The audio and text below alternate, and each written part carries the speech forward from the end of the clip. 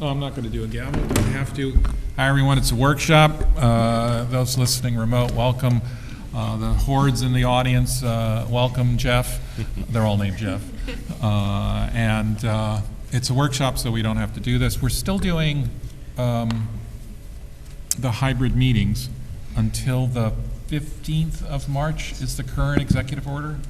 Yep, that doesn't impact your ability to do hybrid meetings. You can still do hybrid meetings even after March 15th. Okay. But the executive order for the state of emergency does expire March 15th, which would mean if any city council member attends virtually, which is still allowed, you just have to notice your location and the public's technically invited to attend that location. Right, so if I were traveling and in a hotel, as long as I went down to the lobby and let everybody know where I was, even though it's in some other state, that would be okay. Yep, that is acceptable. Yep. Okay. Sorry, there's also a timeline on that, right? You have to notice the location. Yeah. Oh yeah, just part of your regular notice procedures. So when the agenda comes out, you would notice the city council member's location at that time. Yeah. So not the day of the meeting, it is prior to the meeting. Yeah, and probably we're going to end up having some of those, so we probably should learn the rules and make sure we figure out how to do it right. And there was a little gap in between when the last state of emergency expired and then when it picked up again, where we did a couple virtual meetings and noticed city council member locations. So we do have some forms that we can follow because we've been through this before. Okay. But hopefully this time it doesn't come back. I can see the roll call is fine. Wren, are you online?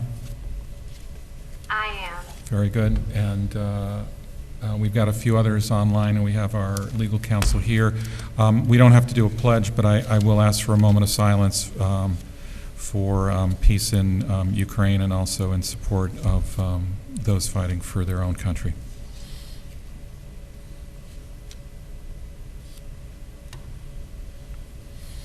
Thanks. It's pretty unbelievable. So, all right, let's get a little bit more local. The first thing on the list is we've got a community segment from Hudson River Housing. Hudson River Housing administers our affordable rent programs. And Chris, do you want to introduce folks? Well, I just want to welcome LaShonda Denton and Mary Lang from Hudson River Housing, who play a key role in regulating our below market rent properties that are put aside as part of your inclusionary zoning. Mary, do you want to just give an overview of what you do, and then we can maybe open it for some questions after a few minutes? Sure. Well, thank you for having us. It's good to be here. I spent a lot of time in those council chambers while we were amending some of the local law, but it's been quite a while. But thank you for having me again, and thank you for your interest in the affordable housing program. So this law went into effect, the original date slips my mind, so I apologize for that. But we were brought on in 2016 by the then mayor to Randy Casals to perhaps administer this program. So, there's several municipalities in Dutchess County that have affordable housing zoning codes, but to run the programs, you have to kind of delve into people's incomes and different things about them, which is something that normally elected officials and town and city officials really don't want to get into. So this is something at Hudson River Housing, because we've been around for 40 years developing affordable housing and operating programs and services for folks that live in affordable housing so that they can thrive. So we do this kind of thing every day. So we had put in a proposal to the city of Beacon to be able to administer this program on your behalf. Prior to that, the county of Dutchess was financing us to do it, because they were trying to encourage different municipalities in the county to be able to enact some affordable and inclusionary housing zoning codes. So they put a little money behind that and allowed Hudson River Housing to go around and work with different municipalities to write the code and to, again, manage the program. So again, in 2016, we talked to the mayor's office and ended up signing an MOU with them. So since 2016, we've been administering this program on behalf of Beacon, and LaShonda's our homeownership center manager. She's having problems with her camera, so she had turned it off. But LaShonda, you might want to turn it on just for a second so you could say hello to people. See if it works. There she is. So this is LaShonda. She administers she is our homeownership center manager, and we have a whole arm that helps people get ready for homeownership, become mortgage ready, from the soup to nuts, from credit to savings to learning the process and being able to be default resistant homeowners. So we've been doing that for 20 years or so. So LaShonda and her team run that part of our agency, and they do a great job. So they oversee this program as well. This is a rental and ownership program in Beacon, but because it's whether you're renting or purchasing, the income qualifications tend to be the same, and so we follow the same procedures for both income qualifications. And we also, for home ownership programs in Beacon, we want to make sure that the people are ready and they're going to also be default resistant. So LaShonda and her team head that up. I do have some statistics on the program that we've been doing for these several years, and I don't know if it's possible for me to share my screen or if I should just read some of these statistics. Ben, could you let Mary share her screen, please? You should be able to now.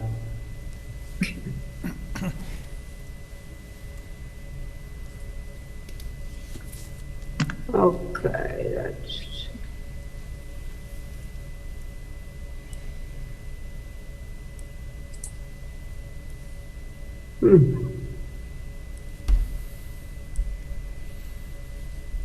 Not sure what's happening here.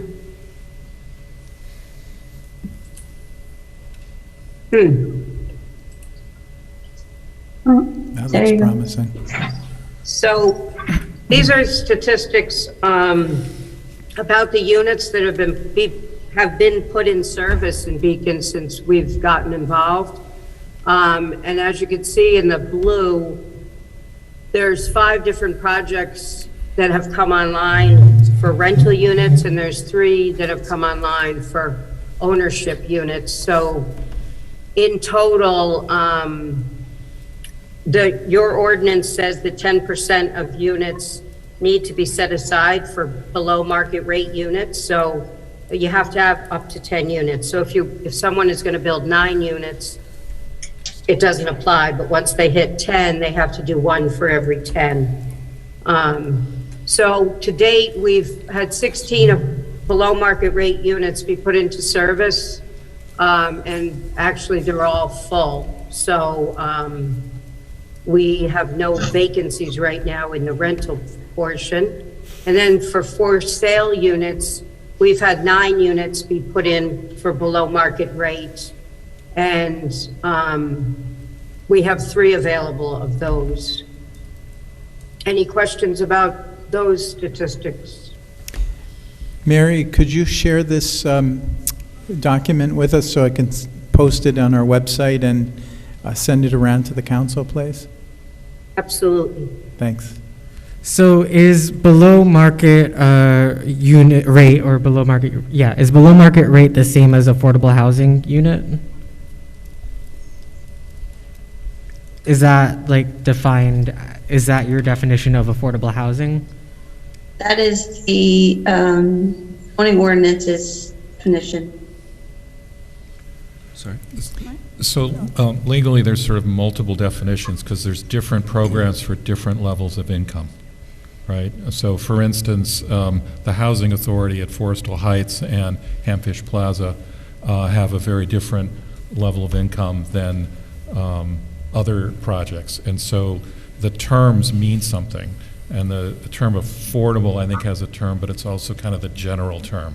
And so I think we'd all have to get educated on the different categories and what the different criteria are, right? So tonight, we're talking about this one specific category through Hudson River Housing. Well, I'm not sure what the category is. It might be more than one. I don't know. Okay. Right?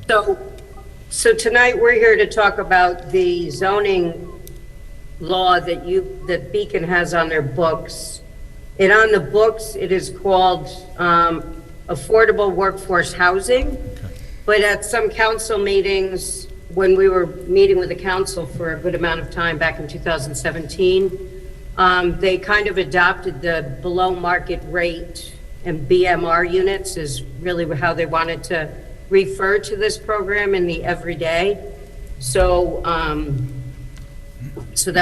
but for our purposes, we're administering your local affordable housing law. And then I think it was Lee talking, to Lee's point,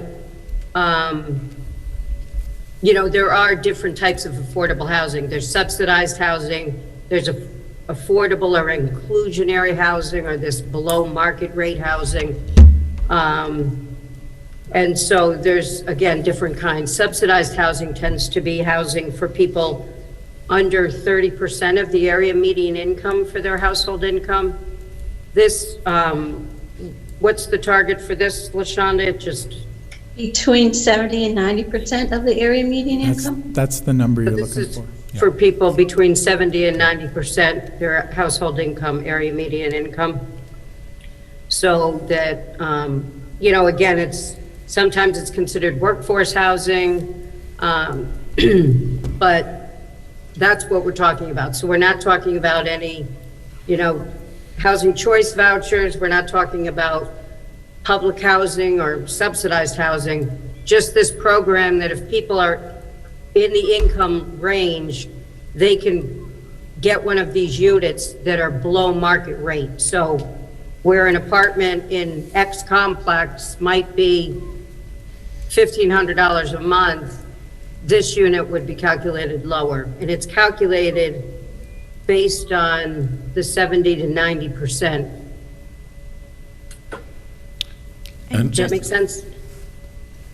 I was just going to add, the city already has in place senior affordable housing, where affordable housing in the context of that overlay district is defined differently, which is why we have these different terms to define similar things, but there are different categories.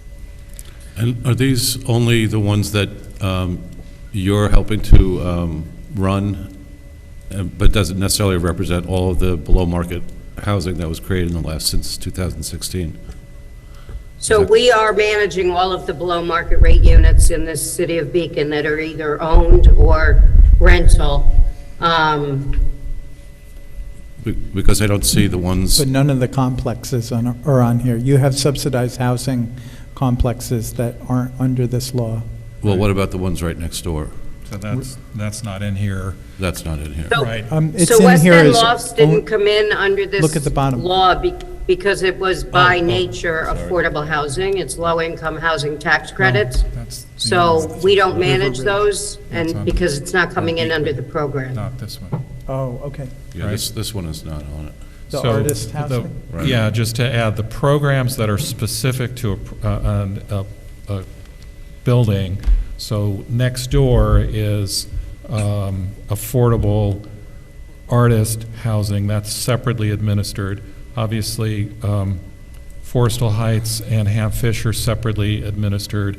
Davies South Terrace and Tompkins Terrace are separately administered. The ones along Matawan Road, one for seniors, one for sort of middle range affordable, are separately administered. The new senior residence in that area is also separately administered. John, are you on the line? You can hear us. I think you did a count of either subsidized or affordable units of our rental stock, because I remember the percentage. Do you recall that offhand? Well, I just have a count on the subsidized units, which are, there's 808 total subsidized units in the city, which constitutes around 30% of the rental housing stock. So when you say subsidized... And then in addition to that, there are West End Lofts, Highland Meadows, Meadow Ridge. All those are in addition to that. Now, those are included, I'm sorry, out of the 808, that includes the Meadow Ridge, Highland Meadows, and all the public housing. That adds up to 808 units by my last count, and that's about 30% of the rental stock in the city. Okay. And although I don't have the up-to-date 2020 numbers, that's off a 2019 rental estimate from the census. I'm sure the council will kind of want to see that data. Wren, was that submitted to the county for this county housing study as well? Yes, it was. Because my guess is that our percentage is probably the second highest in the county. I would guess that City of Poughkeepsie's higher, but that was about it. I don't think anyone's got 30% of its rental stock in subsidized programs of one form or another. Right. But I'm sorry to distract. It's just we're getting questions a little broader than our segment, so I'm sorry to digress. No, that's fine. Okay. I think affordable housing is a very interesting subject, and I'm happy to talk to anyone about it. Thank you. So to just go down the statistics here a little bit. So these are the rental statistics. So this sheet is just the rental applications and the rental demographics for folks. So in your law, you have priority categories. And so just to look at the top of this, again, there are 16 units available. We've done 34 leases, and to just make a correction that was stated a couple minutes ago, we don't manage these units like on a day-to-day basis. The developers and the landlords do that, and they all have property managers who do all the rent collection, maintenance, and all of those things. We just, we process applications, determine income eligibility, and eligibility for the program in general, and then we will send eligible applicants to the developer to be able to choose for the unit. So we've actually, for the rental units, we've over these years received 109 applications. So it's a pretty active and subscribed program. You know, unfortunately, we only have 16 units for those 109 applications, and of the 109, 101 were actually eligible. So they are being held on a wait list as other units come on, or as some of these units may become vacant. And LaShonda reaches out to that whole list every 6 months to make sure that their information is the same and to make sure they want to stay on the wait list. So. Just a quick question, sorry. And that list is first come, first serve, or is it based on who needs housing the most by some metrics? It's basically first come, first serve. Mm-hmm. Applications are divvied out according to the priority category, though. So if a unit becomes available, I go through who's already been approved, and first category goes out first. The property managers vet those applicants. If they can't find one, I send the next category out, and so on and so on. So we thought too that you might be interested in who, where these people live and where they work that are applying or that are getting these leases. of the 34 leases, 8 people live in Beacon, 5 people live in Dutchess County, and 21 live outside the county, which we thought was interesting. And then for work, 14 of the leaseholders work in Beacon, 6 work in Dutchess County, 9 work outside of the county, and 5 are retired or unemployed, which is most times retired. But the priority categories you could see here that the Beacon has listed is the top priority is volunteer emergency responders for the city of Beacon who have served for more than 5 years. Category number 2 is City of Beacon municipal employee. Number 3 is employees of the Beacon School District. Number 4 is all other residents of the city of Beacon. And number 5 is other persons employed in the city of Beacon. And the last category is all others, because for fair housing, you must have an all other category. And then it shows you, where people ranked in those, not ranked, but where they fell according to those priorities. Any questions on that? I am a little confused because in other persons employed by the city of Beacon, the number that applied was 4, but the number that signed leases was 5.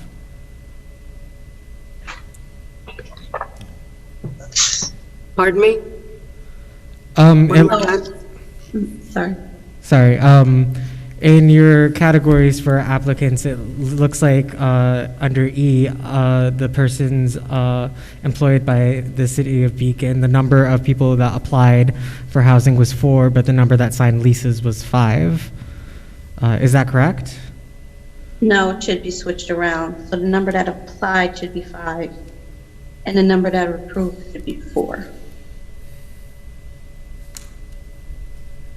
Oh. Yeah, there's a problem with that. I apologize. Why don't we keep going, because we're over time. Yeah, we will fix that before we send it out. I apologize. And then in the purchase applications, it's the same indicators.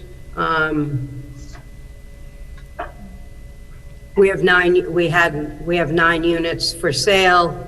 We received 30 applications, approved 21 of them, and she's still processing 4.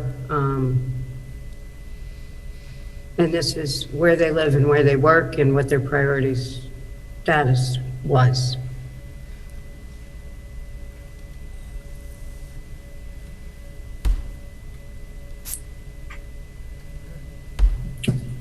Were there any questions about that? Well, I guess I could. So there are some new construction that'll come online in the next couple of years that'll have an additional percentage. The 10% workforce housing, is Hudson River Housing ready to, do you have the capacity to take on those additional units? Yes, we absolutely do. Mm-hmm. So LaShonda does have a chart of what's coming online. We stay in touch with the building inspector, and he lets us know what's in the approval process and when something gets approved. So at that point, we reach out to the developer and, let them know what their next steps are. Mm-hmm. Thanks. Can you tell me how one would enroll in the homeownership program? And if that's available to everyone? Yes, it is. It is available to everyone. All they need to do is contact us either by email or by phone, at our office. And it's as easy as filling out an enrollment form. And then once that's completed, we'll get you started with the program. Thank you. Can I ask how many people are in that program right now? Roughly? Currently? We tend to average about, I don't know, 300 to 400 people, LaShonda, correct, in our pipeline of people that we're working with at Yes. different stages. Yes. You know, some people, when they enroll in our program, they might be close to mortgage ready and might get there within 3 months, 4 months, but some people might take 3 years or 4 years. So it's, you know, it's really geared specifically towards each household individually.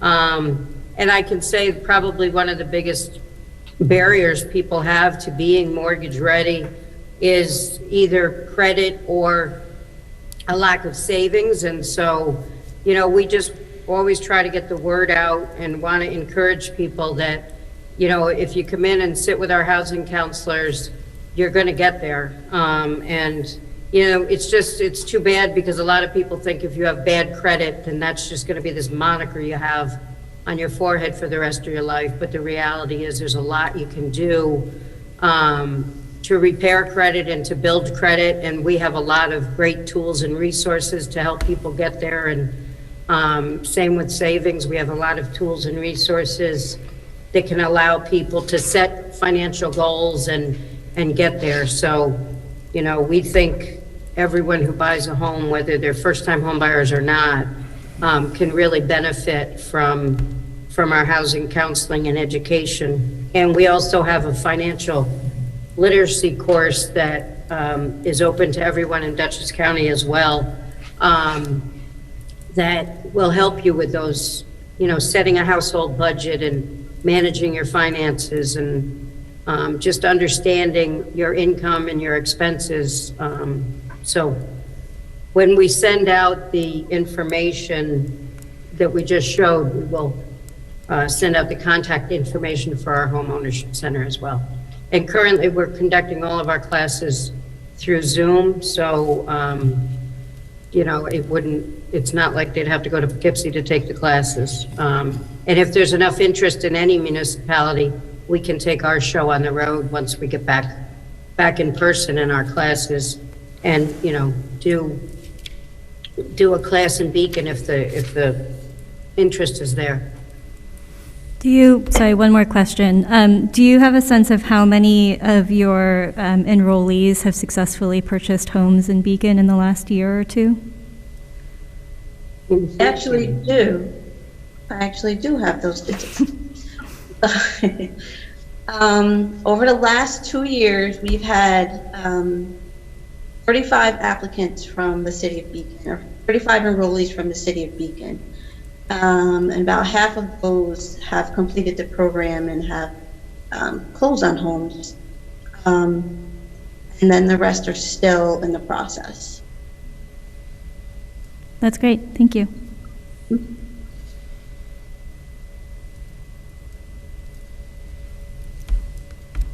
This is a great service that you provide the city of Beacon, and I know it's, you know, one of the many things Hudson River Housing does in, you know, dedicating to getting people on pathways to housing from homelessness and transitional housing and building and developing new affordable housing. So thanks for that hard work. Much, that's very kind. Thank you. You know, certainly if when you're, you know, we had told Ben that we would, you know, we can come back if people have specific questions. I mean, affordable housing is a very intricate topic. So, you know, talking about different forms of it, we could certainly come back and do that, or anything else that you'd want to talk about. So please keep that in mind as well. And Mary and I did have a bit of a conversation about whether Hudson River Housing might be interested if we were to put up some publicly owned land for development of housing. So again, they also develop low-income housing. And that's something we should keep them in mind for. Like subsidized housing? No, it would be kind of what we did next door, where we use the value of our land to develop new housing in exchange for it being at a certain level of affordability. Mm-hmm.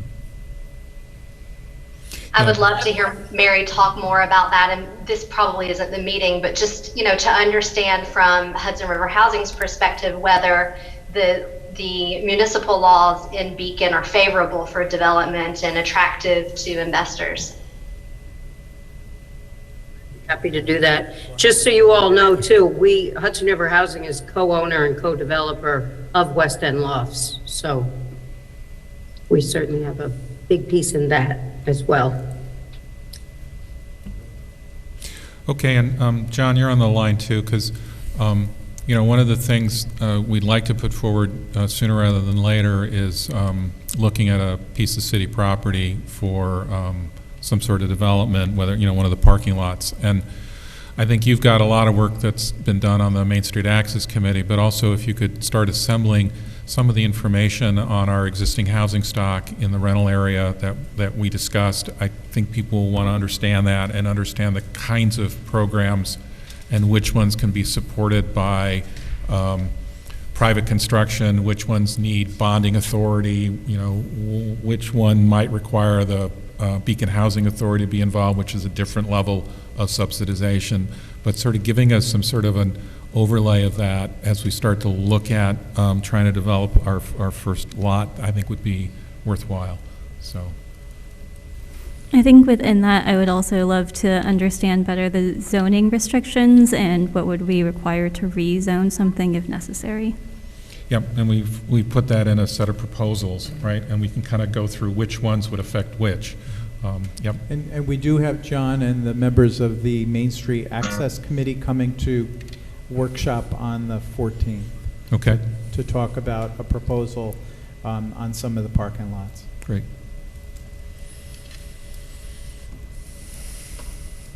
Okay, anything else for our Hudson River housing friends?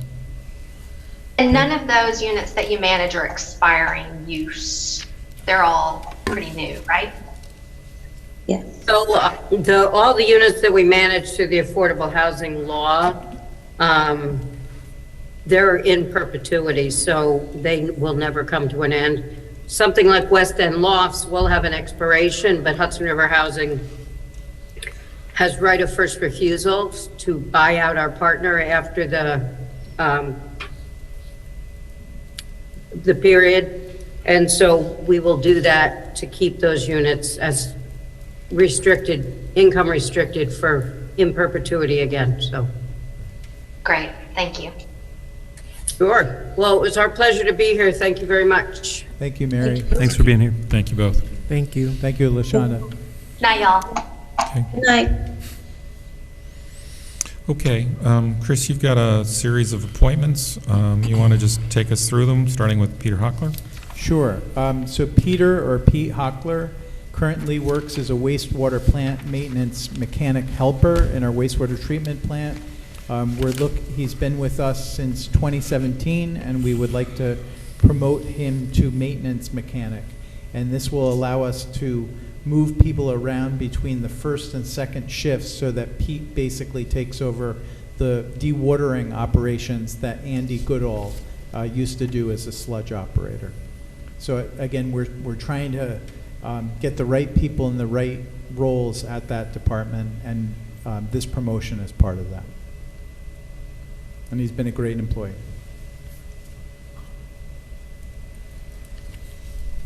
Great. Okay. We are also hiring a new position at the wastewater treatment plant, which is a wastewater treatment plant operator 2A. And this is a licensed position, so we are proposing to hire Andret Hart, who has a 2A license, and he is actually going to be replacing Andy Goodall, who retired and we honored last month. So we're switching some people around, but we're also filling that unfilled position. And right now, he works with the wastewater treatment plant in Arlington. Just keep going. No questions? No. Next, we have a promotion of Amanda Caputo, who is currently our deputy clerk, and she is going to be moving to municipal secretary. This position was recently created to pick up for Etha Grogan, who is going to be retiring at the end of March after more than almost 30 years. It will be 30 years. And so the municipal secretary will now be staffed to the planning and zoning board, do all of the minutes, do all of the correspondence, and also provide support for our building department on things like fire inspections and doing scheduling of property inspections. So Amanda did a great job as our deputy clerk. We'll be posting that job shortly. We have to canvass the civil service list. We're not sure that list has a lot of people left on it because it's from 2019. But we'll be back hiring for that if you approve Amanda going to municipal secretary. I have a question about this one. I think in the last budget, we expanded the total number of staff members in the building department. Is this role the expansion? Yes. Okay. This is one of the 2 new positions in the 2022 budget. And then I noticed in the letter it said that the civil 3. service. I'm sorry, there are 3 new positions. 3 new positions. Altogether. What does it around the city? What does it mean that the civil service list was invalid? That was noted in there. That's a good question. So there's a rule of 3 where you have to take the top 3 scoring people on a civil service list. If they haven't given the test, then you can just hire provisionally subject to the test if it's a competitive position. If there is a list, you have to basically go down that list in an order and quote canvass the list, and you basically find out who is no longer interested in the job, and you document that, who is again not available because they have something else, and you basically whittle it down. We got down to 1 person who was really not a good fit. So if you're anywhere below 3 people, that list is invalidated, and then you can hire publicly. So unlike a private entity where you just go out to the job market, we first have to see, based on the type of job, if there's a civil service list that's relevant to that. And then we have to hire off that based on the top 3 scoring people. So to clarify, in this instance, Amanda is not required to take the civil service exam later. Amanda was not on the list, but she is going to have to take the test. So she's being appointed provisionally. She did take the test, and she's very good at taking tests. So exactly what you want in a secretary. We sent our best test taker in. It's not uncommon in city and state government. Got it. Yeah.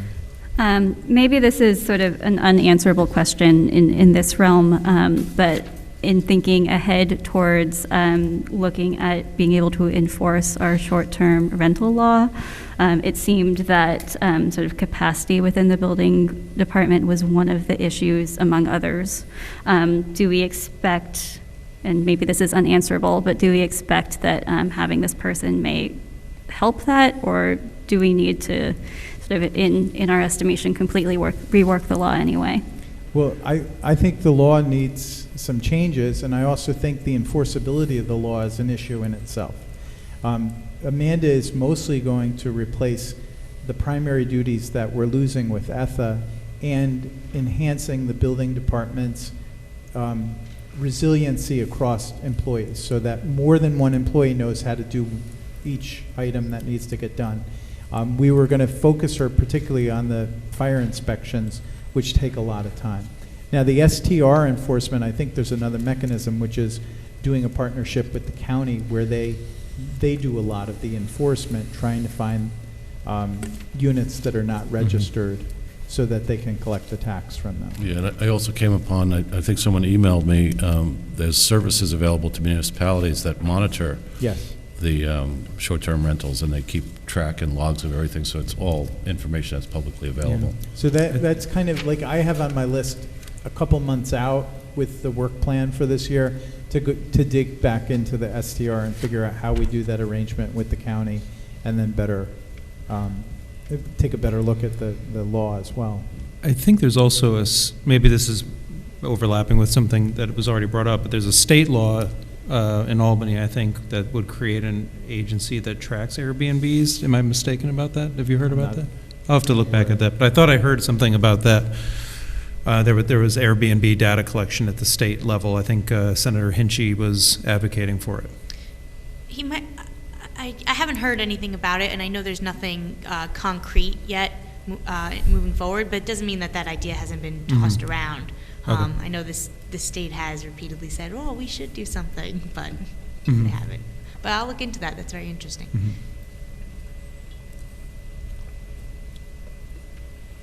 Okay. And then the fourth appointment is to replace our motor equipment operator, Mike Kilmer, who retired in January. And we're proposing to hire Christopher Aguido to that position. And again, all of these were in the budget for 2022.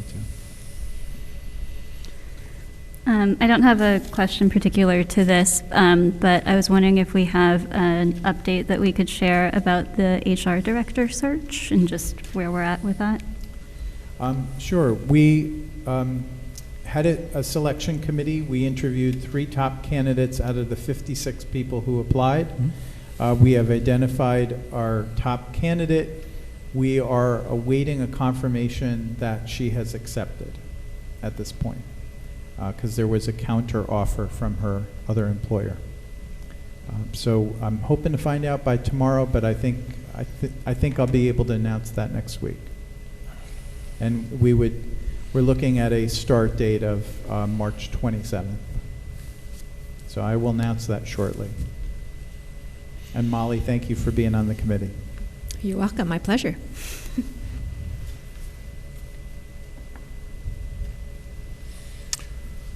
Okay. How about length of service award program? So this is really just a perfunctory thing that has to be approved by the council each year. Our volunteers get credit towards retirement, and they have to substantiate a certain amount of service that they've done in the year.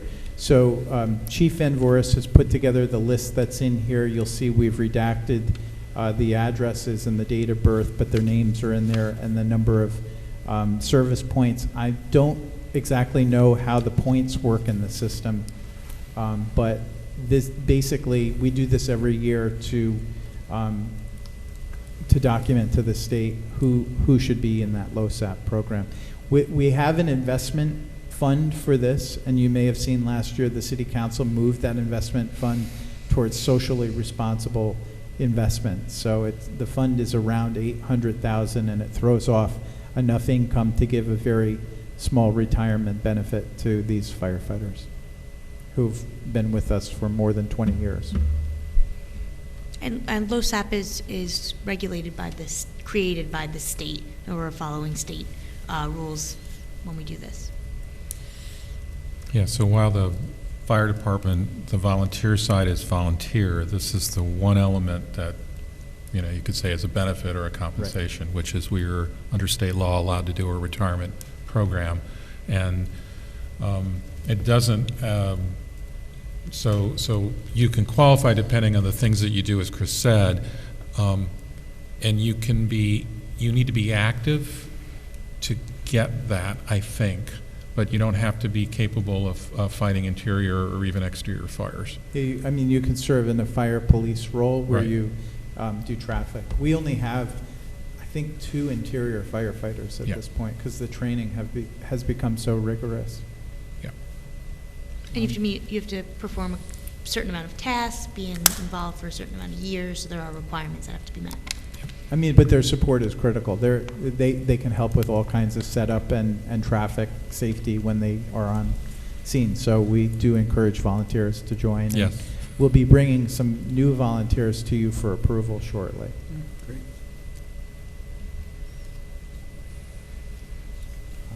Question, why are there some people on the list who have 0 accrued service credit? And maybe that's part of what you can't answer. So those would be new people. So they're just getting credit for 2021. Like the number 3 person on the list is a new volunteer as of last year. Okay. And then you see some people earn 0 credit in 2021 because they weren't active this year, and they still carry their accrued time.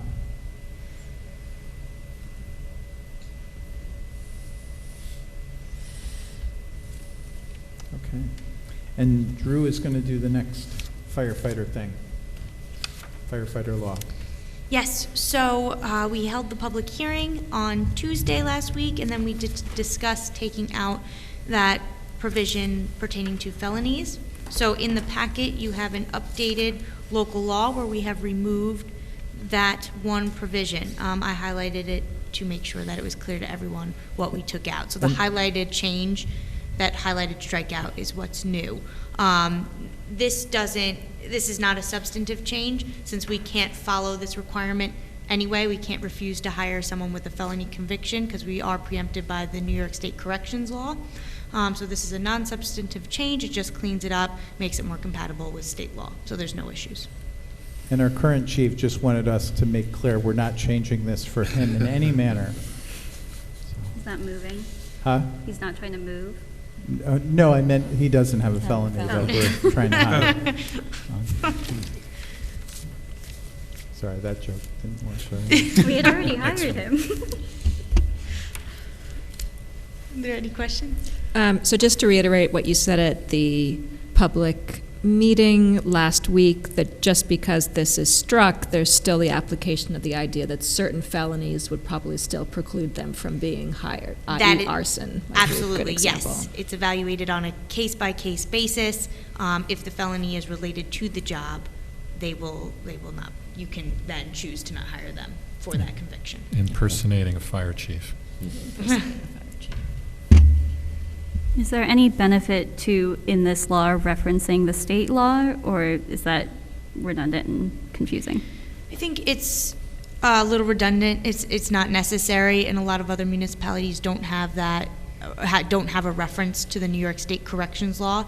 It's just known that that is what you have to apply when you look at these positions. We did look at some language, but it gets a little wordy because then we kind of go above and you put in the whole analysis that you have to do, and it's just easier to strike it. We know that we have to look at the New York State Corrections Law. Just an English grammar question. In 3110B, it says, except for the fire chief whose location of residency from the city shall be at the mayor's discretion. And I think that means that the mayor can approve where the fire chief lives, but does not actually choose where the fire chief lives, right? That's correct. Okay, yes. So that might need to be reworked there, that one clause. The distance. Yeah, at the discretion. I think distance is the Whose word. distance of Distance, residence. yeah, okay. Not the housing style. Yes, that is correct. Paint colors.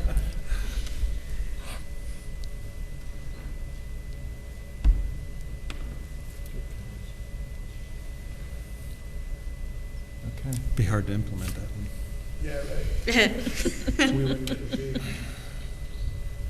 We'll make that change. So this would then be ready to be voted on next Monday night.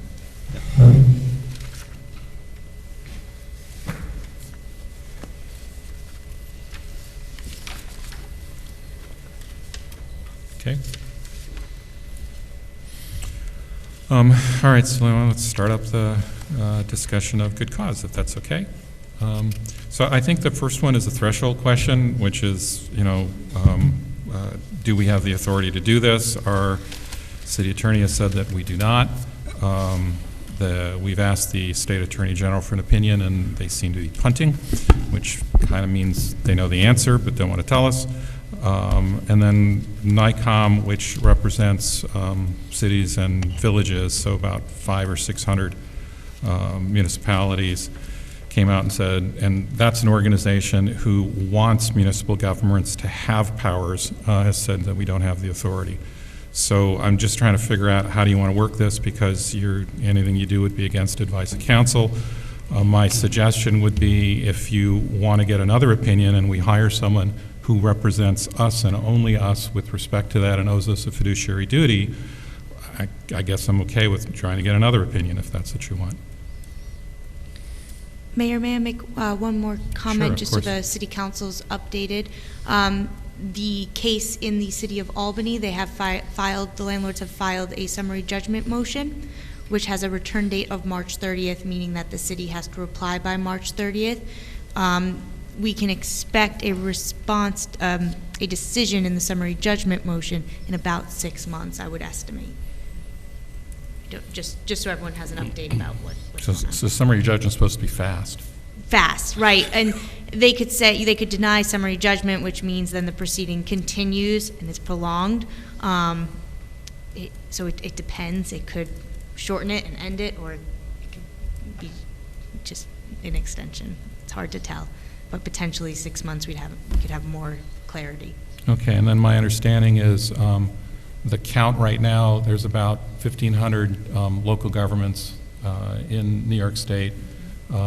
Albany was the first one to approve. They have apparently some unique charter that may give them some rationale. There were 3 others, I believe, Poughkeepsie, Newburgh, Kingston. Kingston, yep. And then since then, that the information has been coming out regarding the preemption issue and the lack of authority. The other communities have been put on hold, as I understand it, right? Ithaca? Some of them, Ithaca, their city attorney has expressed concern, and their review is on hold. They still have referenced that they're waiting for the Attorney General opinion, and they've also referenced the NICOM memo that they've received. And then New Paltz is on hold. Yes. New Paltz is on hold as well. They've pulled back for preemption concerns. And then Hudson also is on hold. Hudson denied it. Okay. Wait, really? I have that the second version of the law was denied on December 26th, 2021, because there was no majority vote. Yeah, they did vote on it, I guess, is the, okay. whether or not they would pick it up, but they voted on it, it didn't pass, and so there's no current. And then New York City has done a resolution calling for state legislation. In Newburgh? And Newburgh was one Poughkeepsie? of, Newburgh, Poughkeepsie, Kingston passed. Yeah. Passed, And then yep. Albany, right? That's, I think, the count. That's the count And that I then have right you're not hearing any other jurisdiction of the 1,500 doing anything? I have not heard anybody else picking it back up. Okay. Have some of those municipalities that have put it on hold, are they waiting specifically for the ruling in Albany, or are they also waiting for New York? What I've been reading is that they have put it on hold out of preemption concerns. I don't know what they're waiting for, if they're just relying on the NICOM memo and they're going to end it there. I think everybody's going to be paying attention what happens to Albany, since that case directly impacts good cause eviction adoption for municipalities, and also, potentially an opinion from the AG, which is probably not going to come out while litigation is pending in Albany. And then also, I believe there was might have been a comment last week on Tuesday, I'm pretty sure, that someone said that the city would potentially not get sued because of what's happening in Albany, but we are a different court system. So whatever happens in Albany would be impactful for us. But while that case is pending, could still be potential litigation here and for Poughkeepsie.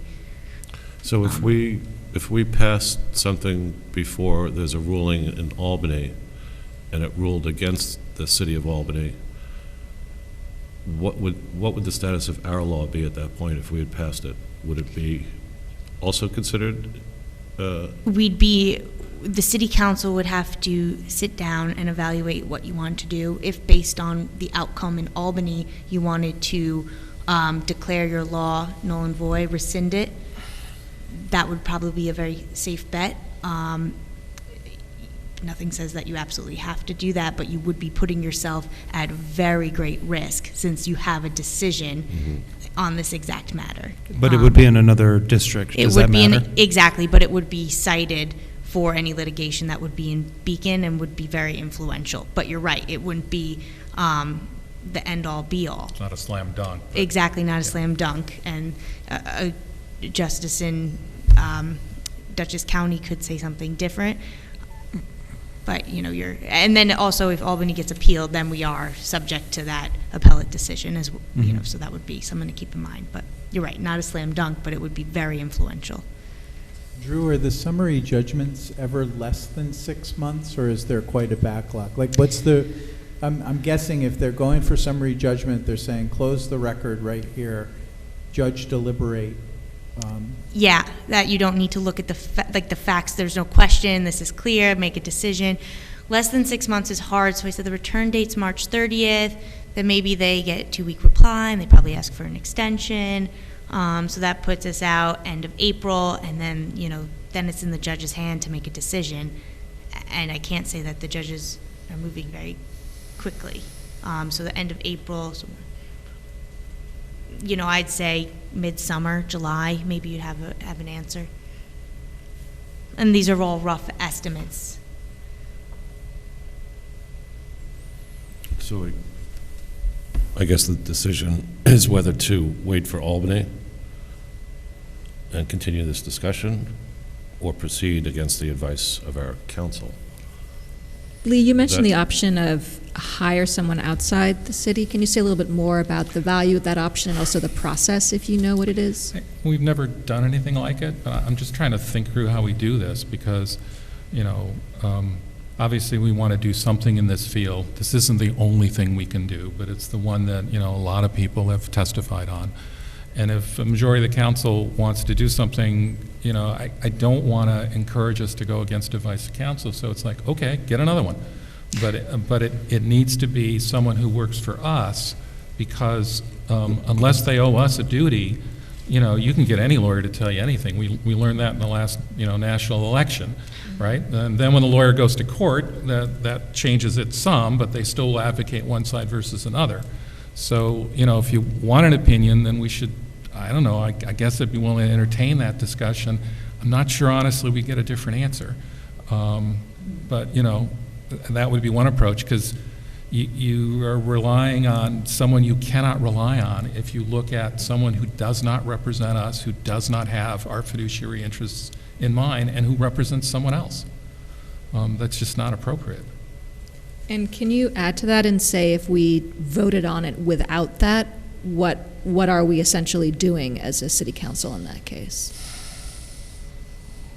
I don't know, Chris, you kind of had some concerns. I mean, I think you would be breaking a norm.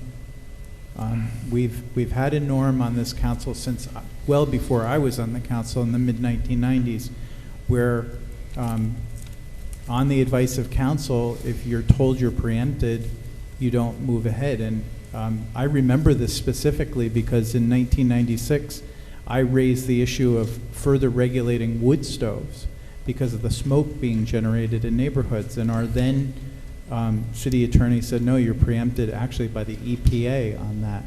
And that was just the end of the conversation. So I think you're crossing a norm that could allow future councils who might not agree with you to do things against the advice of your council. And your council, again, not only is making a legal call, but they're trying to look out for the interest, your financial interest as well.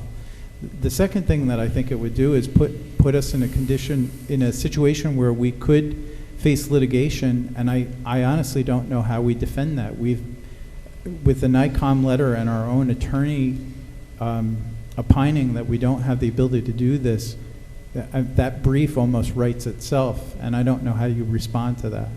And I don't know how I could respond to that. The NICOM letter doesn't have any more weight in a court of law than a letter from Legal Services of the Hudson Valley.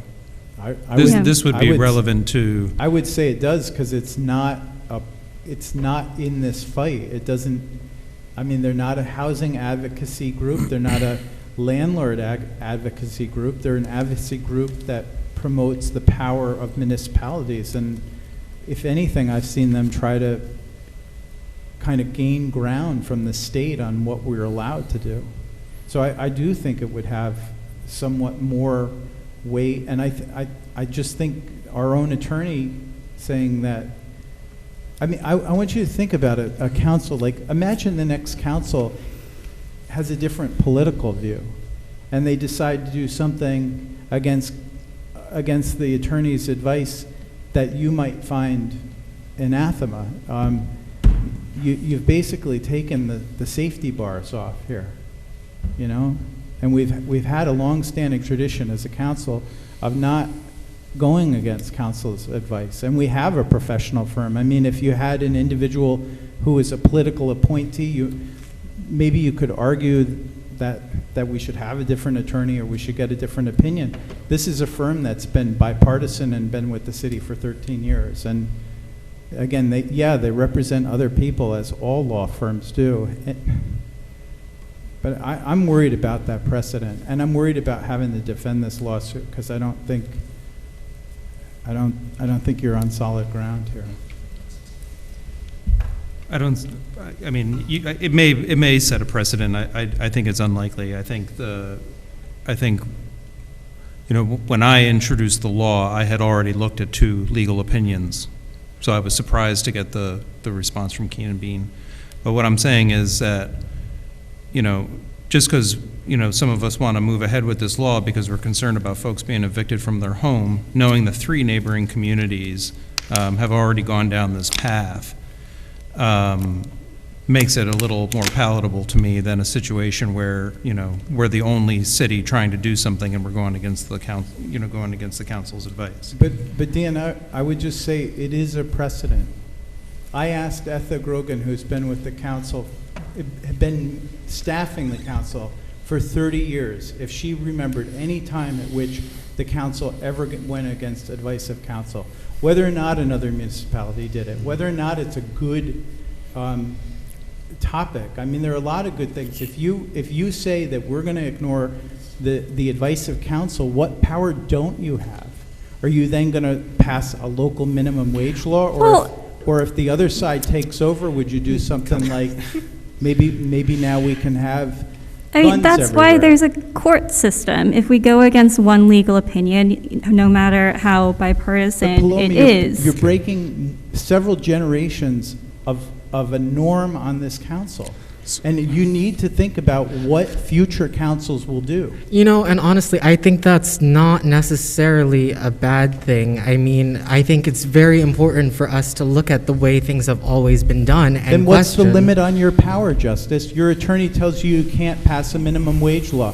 Some group Our comes attorney in gave and us an tells you- opinion that we shouldn't pass this law. I mean, think about the implication for your other boards. We have the same attorneys in the Planning Board and the Zoning Board of Appeals. We have those same attorneys advise your Human Rights Commission, your CAC, all of those other boards.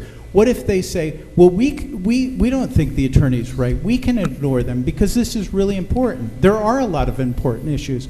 But the fundamental question here is whether you have the power to do this. And your attorney said no. We are the policymaking board getting advice. And we have the choice to listen to that advice or not, or we have the choice to listen to other advice. You do, I've and seen you can take the safety rails off, or you can act in the norm that this council has acted for generations. Yeah, I mean, when we've watched the federal government go off the rails, all of us have been absolutely aghast at that. That's what I've heard a lot of people talking about the fact that this is the first time they've ever seen us go against advice of council. And that's from long-term employees of this city. And I'll leave it at that, but there is a precedent, but even and if be it's, aware of it. even if it's against the norm and against that's what's ever gone on here for the last 30 years or so, I guess the point is, do we open ourselves up to liability? And is it worth putting ourselves in a position where good chance, based on our lawyer, if you take our lawyer's opinion, that we would lose? So we have a fiduciary responsibility. We collect the tax, we spend the tax. Is this a good way to spend the tax? Potentially.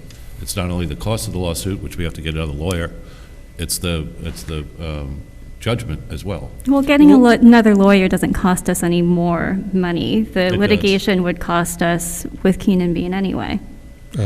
You'd be surprised.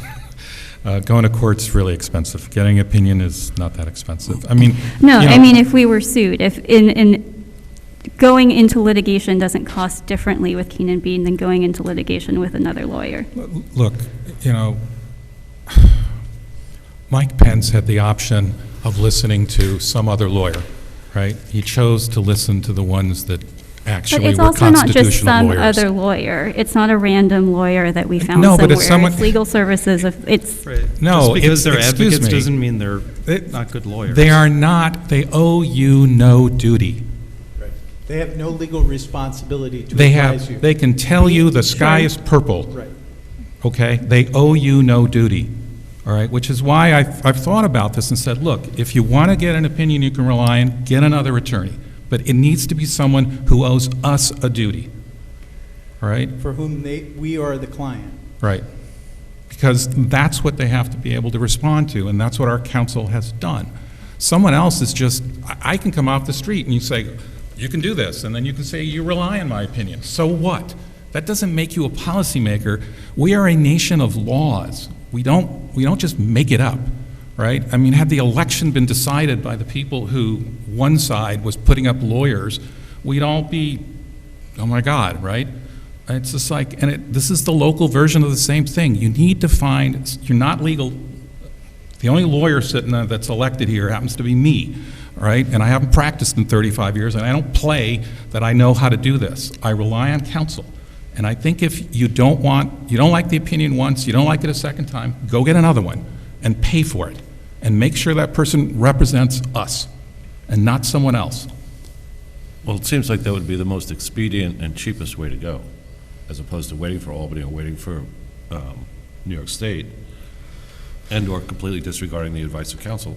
I would say that would be the fastest way that might make us all comfortable proceeding with this. Would that lawyer then be one that we would, our law firm, whatever we choose, be one that we would hope would represent us if we were to get sued? If they gave us an opinion, we decided to vote on it, we voted yes, and then we were sued? That would be a lot easier. You'd have a hard time doing it, right, Keenan Bean? Yes. Right? Oh, yeah, I was assuming from previous conversations that Keenan Bean would not be, No. if we passed it and were sued, they would not be defending us. If they reiterate the finding that we don't have the power, then they probably wouldn't represent us again. I mean, this is where it gets hard. Like, you and I have a fiduciary responsibility to the taxpayers of the city of Beacon. If we go into something knowing that we're going to have to expend tens of thousands of dollars on a lawsuit, when another municipality is already in a lawsuit, this isn't money that people willingly give us. But we also have a duty to the people of the city of Beacon who have been Hang on, folks. I had the floor. Take turns. I'm sorry. I didn't cut either of you off, okay? Okay, Chris, go ahead. So people don't have a choice whether to pay taxes. If they don't pay taxes, we take their house. So I take it really seriously whether their taxes are $5,000 or $50,000 a year. I would really have a fiduciary issue with spending money on a lawsuit that you've been told by your own attorney and NICOM that is not within your purview to pass. So, like, if you pass this, it puts it to me because I've got to be the one that ultimately, the mayor or I have to sign something, and it's an awful ethical dilemma to be in because I really do believe in that fiscal integrity and that fiscal responsibility. If I can just quickly, sorry, actually, Paloma, you were. No, I am sorry for cutting you off. What I was trying to say is that I believe that we also have a duty to the people of the city who are asking for this and the people that this would serve.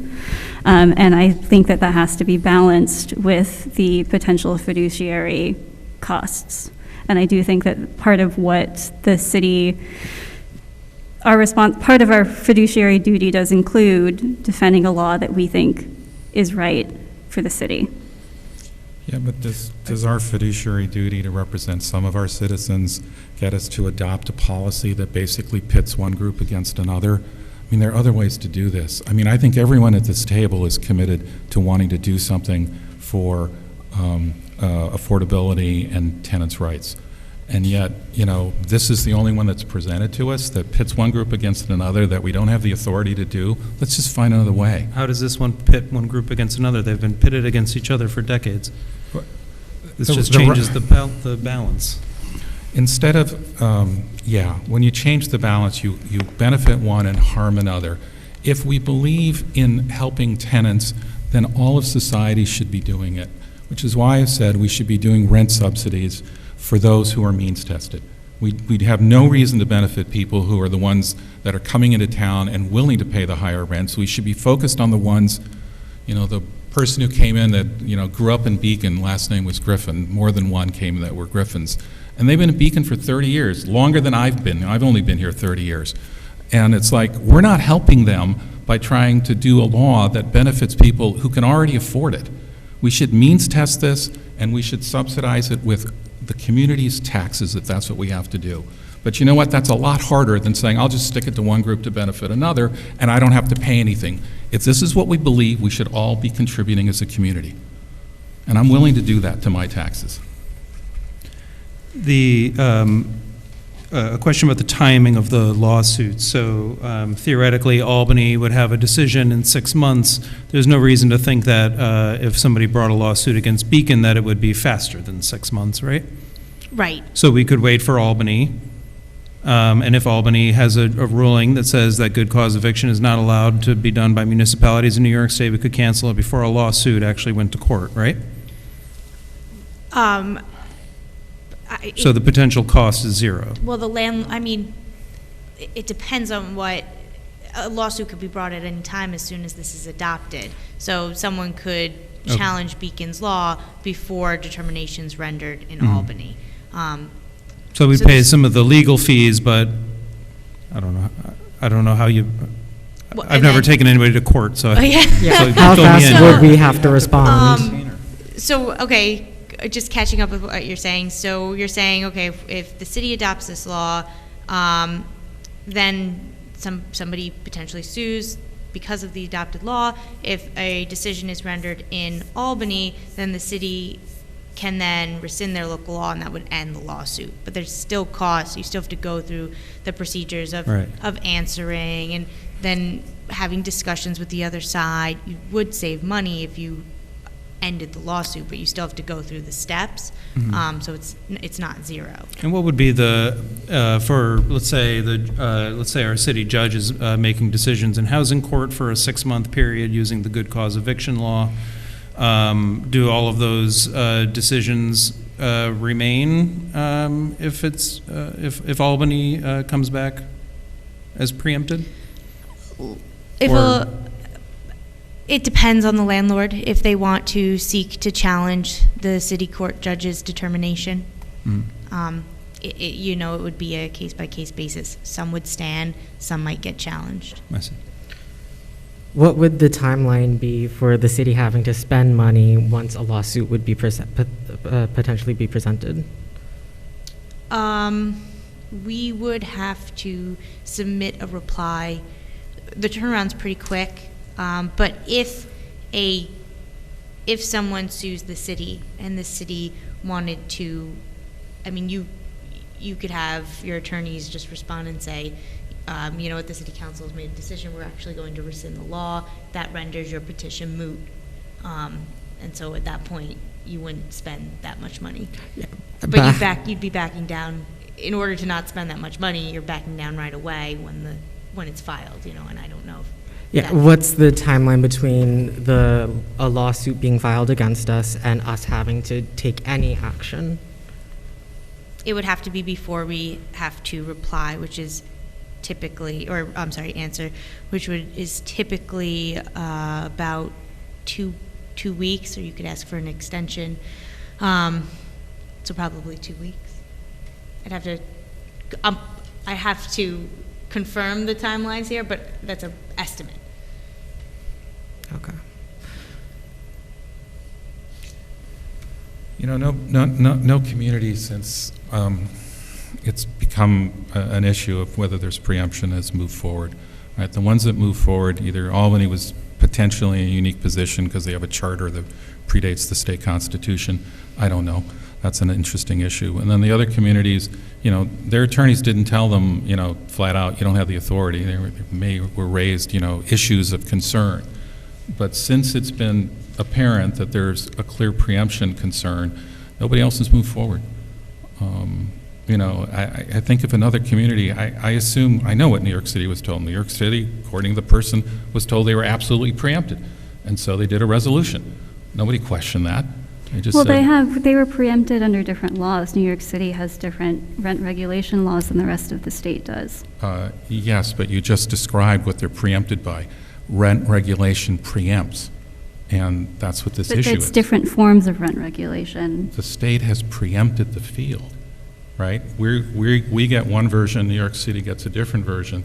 The two memos that have come out that are supportive of this law don't even discuss rent control or rent regulation, because it's pretty clear that if this statute has rent regulation in it, it is preempted.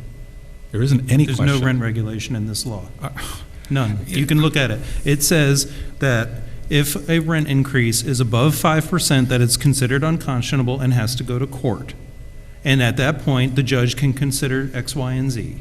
And that is not a rent regulation. That just says that a person gets a day in court if their rent has been increased above 5%. And there's no guarantee that the judge is always going to say 5%, especially because of some of the stuff that we put in there. It's a form of rent regulation. You just described it. There is not freedom to establish a rent at what the landlord and tenant agree on. There isn't, right? Which is preempted, right? Rent stabilization allows these exact same, statements. The only kind of game involved in this is, well, we're not calling it rent regulation, we're calling it when you can evict someone. But it does the same purpose. And I think any analysis that actually says, could you look to see whether this is preempted, will say that that section there in particular, and if you read the NICOM memo, it's very clear, that particular item is absolutely preempted because the state law is definitive in that field. There isn't any debate. So you can say that's not rent regulation, right? That's the only argument you can make is I'm just controlling responding rents. to you saying it is rent regulation. Right. It's just, I think in common sense, putting a limit on how much you can raise rents by is rent regulation. That's not what we say. That's not what we say. We say that a rent increase of more than 5% would have to go to court and would have to be justified and have a discussion. And there's nothing wrong with that. That's a good thing. That's not a regulation. That's just people having a discussion about why rent is going up. It's And that's also only if the conversation happens and before it gets to court and the tenant decides that they don't accept it. You can also have, sorry.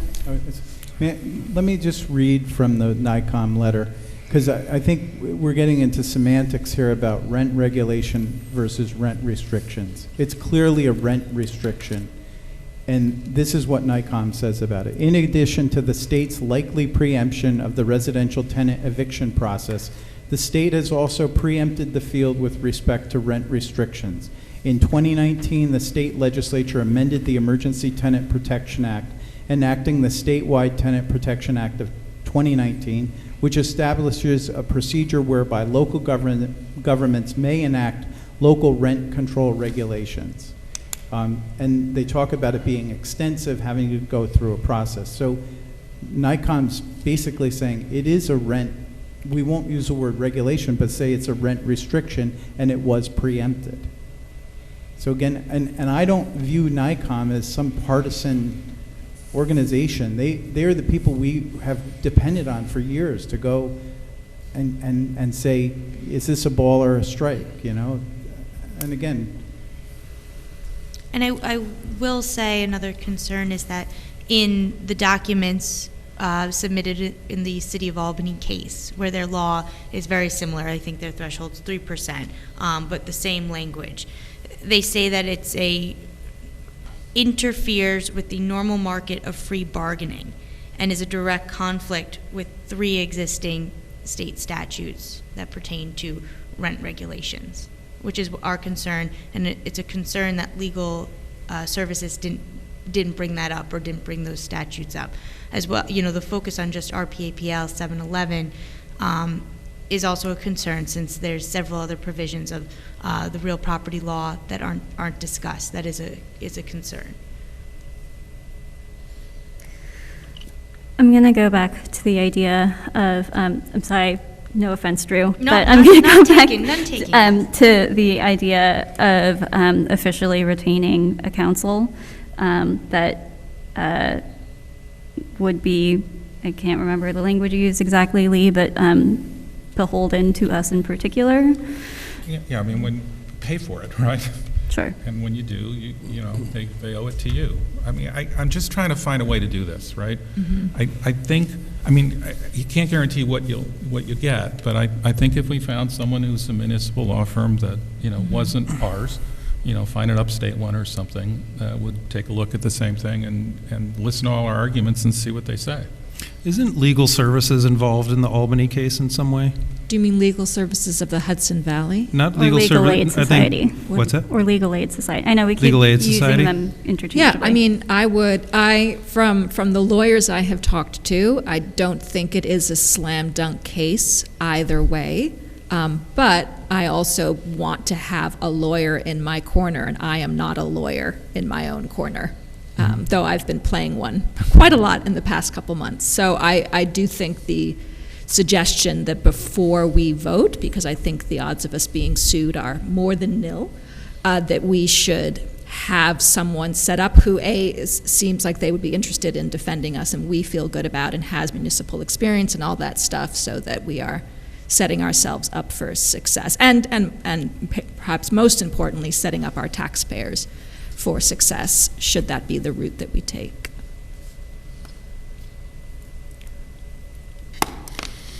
And I do want to, because I know comments are on this, the city council should never fear, the threat of litigation where someone could say, well, you guys are going to get sued. The concern here is that there are strong arguments towards preemption, and we're here to protect the city, which is why we've provided the guidance and interpretations that we have.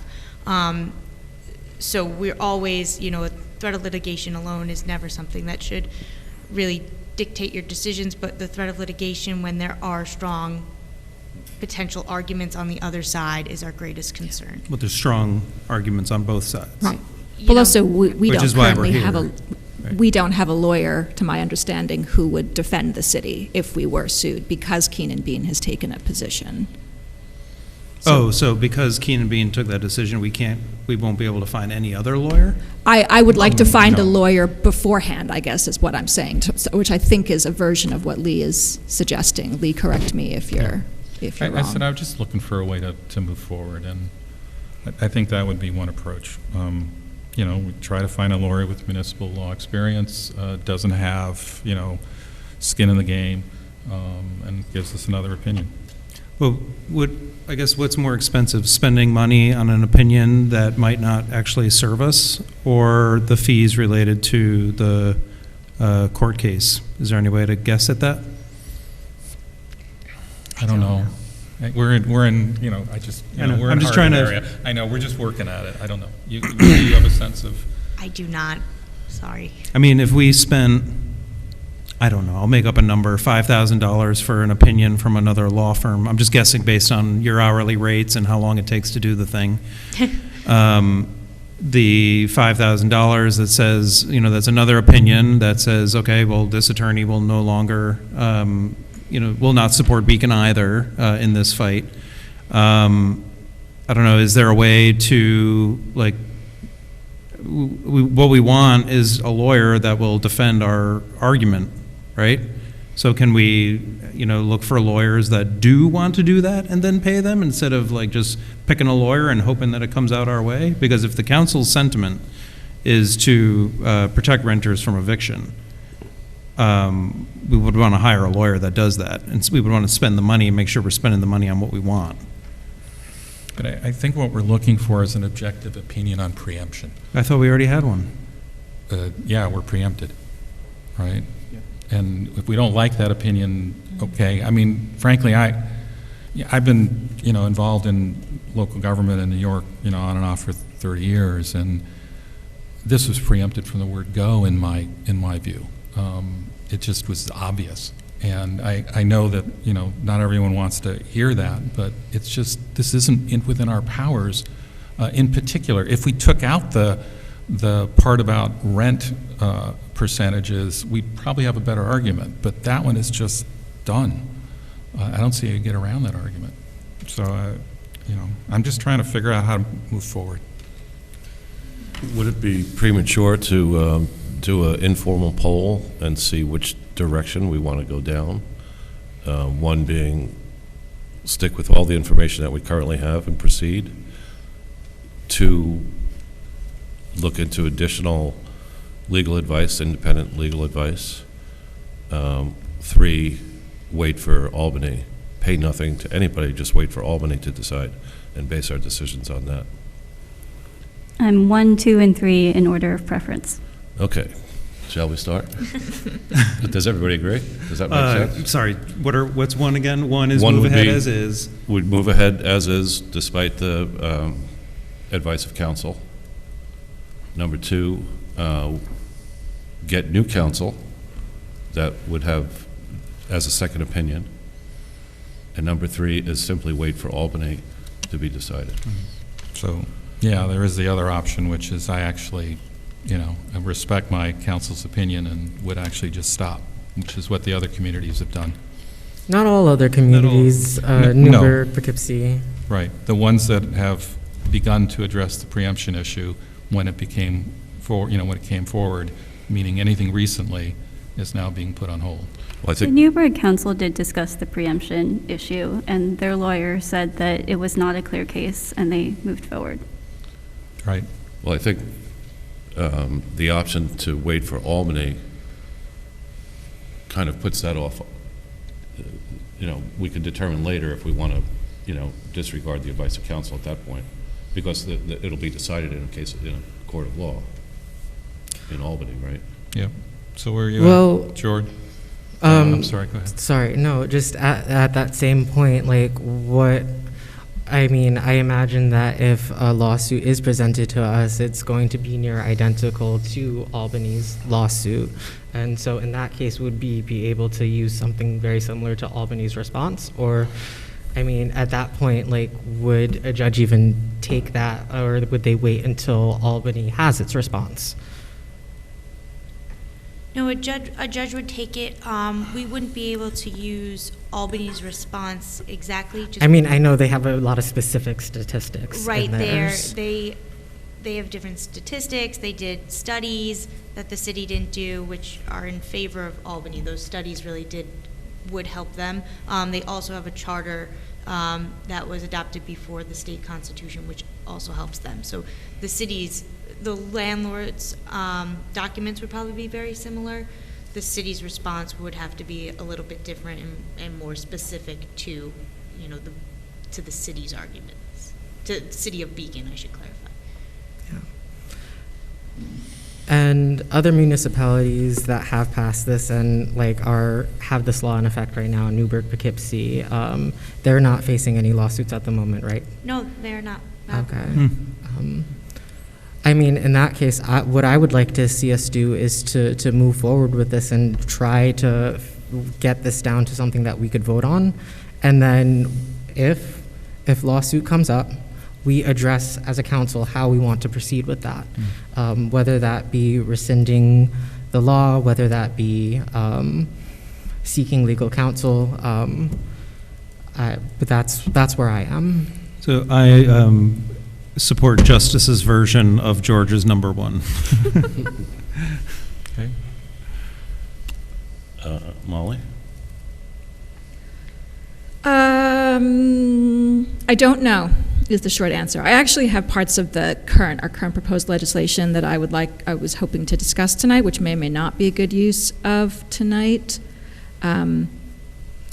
I probably get the new council, but I would like to know more about that and how that would actually work in practice, including how much it would cost the city, how it would work. As Lee said, it's not something we've done before.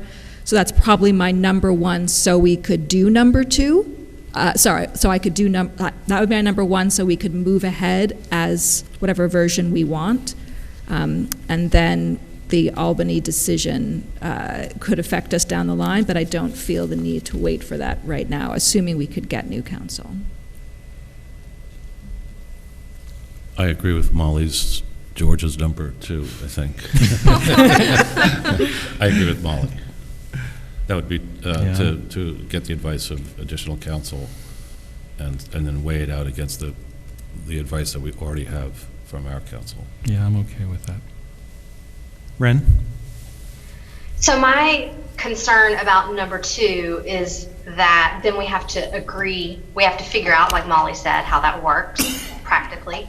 And then we have to agree on how we select new counsel. There's already been discussion, I think, around, so then what are we doing? I think Dan said we're getting a council that supports, how does that work? So I would be for moving ahead. I think waiting for Albany is definitely, like it was already stated, we're already going to be behind them on the timeline. Okay. I didn't hear the last sentence. We're already going to be behind them on the timeline in terms of Albany. So that's number one? Yeah. So it would seem that there's a majority of 4 people that would choose number 1. So I guess we have to decide to move from that point on. I would like to continue. I don't want to write off, as Justice said, at one point, if maybe the landlords aren't active in Newburgh, but maybe they are in Beacon, maybe when they come along and they decide to sue us, then we can have further discussion. Mayor, can I ask a question of council? Can you pass a law and have it be held in abeyance until the outcome of the Albany case? You can pass a law, and the law does not become effective until it's filed with the Secretary of State. You can choose to not file it for some time, but there's no such thing as holding it in abeyance. You can just postpone when you choose to file it and upload it to e-codes, which would postpone the effective date of that law. Okay. But again, then it's not enforceable. And then a second question. Have you ever seen a circumstance where if a municipality was sued, one of the advocacy legal organizations that was making the case that something could be done would cover the cost and even the legal procedures that would ensue? Like, could we say to legal services, you've said you think this is a good law, we're not preempted, can we put it back to them to say, if you really feel that way, will you indemnify the city and take all necessary action to defend the law? I have not seen that, but I believe that came up in... I think it came up in New Paltz, That's because what I I've was- read about it in a local paper. I was going to say, it did come up, and it wasn't in Dutchess County. I thought So it was Albany. I think it was New Paltz. New Paltz? Yeah, because I did hear... But I mean, because that would eliminate some of my concern about having to spend taxpayer money to defend a lawsuit that, again, we've gone around and around on that. Mm-hmm. But if legal services of the Hudson Valley is so adamant that we have the power to do this, why don't we do an agreement where they cover us? I do just, I want to make sure we're saying Legal Aid Society has given us an opinion. Legal Services of the Hudson Valley is an independent Yes, company and that has given us zero opinion about any of this. Sorry, I'm I'm misspeaking. pretty totally. sure I have No, an it was opinion from legal them aid. as well. Oh, really? Yeah, pretty sure. Well, yeah, they came on we have a written thing, a written opinion from Legal Aid, Mhm. but we did get a verbal comment from Legal Services. I'm pretty sure legal services is not allowed to weigh in on laws, so I think they might feel differently. So let's not say anything publicly about them until we maybe get confirmation from Yeah, I'd also like to understand whether that is actually doable for a city, right? Yeah, I didn't I mean, you can know. file an amicus brief, right, if you have an interest, but it's... Right. It's rather odd to think that someone who has an interest in it would do something other than file a brief in their own interest, as opposed to arguing for somebody Yes. else. Could we hire them? I'm hoping that in the next couple of days, my inbox will be flooded with people who are willing to throw themselves forward. So all these options. Yeah, and maybe it's a going circumstance where the city would do a perfunctory response and the amicus brief would carry the response. I don't know if that's Yes. ever done, Drew? Not that I'm familiar with, but just Okay. because, I'm not familiar with it doesn't mean that it can't be done. I don't know if there's anything stopping it. I just am one of the few people here who have been through multiple depositions, and I don't want to go through that again. And I know they're going to say, well, didn't you know this law, You wouldn't be deposed for an Article 78. Okay, the mayor and I wouldn't? No, we'd have to put together a record, but there would be no Okay, depositions. good. Is that the time you got arrested in? Don't. No, that was another time. Do we want to discuss the actual content of our proposed law and talk about any possible amendments to that? I'd like to. I would like to. Yeah, I think that would be a good honoring of the public hearing and all the comments that we got, is to actually discuss what we heard. Okay, because I think we've covered that first issue, so let's keep going. That's what a majority wants to do. Okay? Do you want to start, Molly? Well, sort of similar to what we started with, kind of taking a pulse, I'm wondering, so I do have things that specific things in the law that I want to talk about. I don't know if they're substantial, I think maybe is the legal term, of substantive, to warrant that it basically would have to be amended and given additional time for review. But before I got into mine, I didn't know if I just wanted to get a sense of how other council members are feeling, if they actually feel that the law is good right now and they don't feel there's a need to discuss I have a wording. couple of notes. Sure, actually, why don't, if you want to start with yours, or we can get the pulse of other people if they're feeling like there are things. I have a couple questions. I have one minor edit. I have a couple questions for Chris, about how we implement the first section of the law, but otherwise I have no changes to the law. I think I'm still learning exactly where the line is between substantive and not, but I believe I do not have any substantive changes, personally. I've got a few changes I'd like to see before I could vote affirmatively on this. Okay. Okay. Great. Great. Wren? So I have changes as well. Okay, you want to Great. start them up, George? Oh, okay.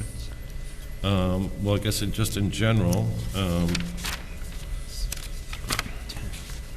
I brought this up once before, and it didn't seem like anyone really cared about it, but I think it could mean something.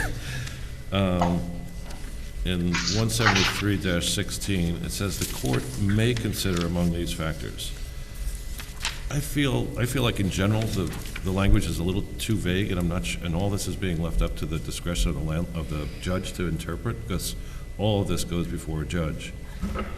So there's a lot of vagary in here but I think, to me, may, and Drew, maybe you can weigh in on this, the difference between may and must, if there is a difference. Yes, must is mandatory. Must and shall are typically used to signify mandatory considerations, a list of things that have to be reviewed. May leaves it up to the discretion of the reviewing body. So it could be may or may not. Right, it's going to depend on what is relevant in the case that the judge is. So all of the good cause may or may not be considered by the judge. They can just come up with their own discretionary judgment. That's correct. All of the other things, all the other factors that are listed here can play no role in his or her decision. That is correct. I find that really difficult. What if, because this is obviously a legal proceeding with two parties, it was which areas that either party wanted it to be considered? I don't know if that makes any sense. They make it up at the time? Well, they would have to present evidence. They would have to prepare why they think it should be considered, which is the whole point of the law. This whole thing of good cause, we're listing what good causes are here. It means nothing relative to this because they could be disregarded. What word are we looking at? I'm sorry, I've been looking for it, and what's that? The difference between may and must, 173-16. The court. Okay. Page 10? I don't have pages on here, sorry. Bottom of page 10? Oh, no, Julie. Oh, okay. 131 of the packet. The court may consider among other factors, number 1, 2, 3, so on. But you could easily put may not. I think the reason that may is there is because not all may apply, That's correct. right? Can we clarify that, if that is in fact the case? That, I mean, if I was reading that, and then there's other vagaries in here that I find concerning. Well, the judge can say that other things are issues as well. That's what the among other factors is, right? Wait, I'm sorry. So, George, if we changed it from may to may if applicable, would that solve the problem? Possibly, yeah. I'm fine with that. I'd rather see must if applicable. Or you'd say the opposite would be shall as applicable if you want to make it mandatory. Okay, yeah, something like that. I'm fine with that.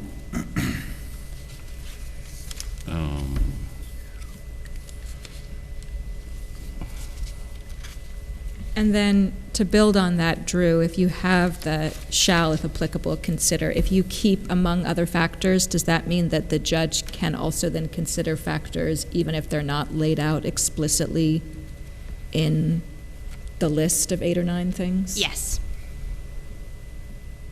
Then I think we should strike among other factors, right? Yeah, I think we're being pretty specific with this section, so. I mean, then when we get into the factors, I find a lot of that kind of vague. The rate of increase relative to the tenant's ability to afford said increase. What does that mean? I brought it up once. I interpret it as if the tenant does not have the money or the ability to pay, that could be a factor.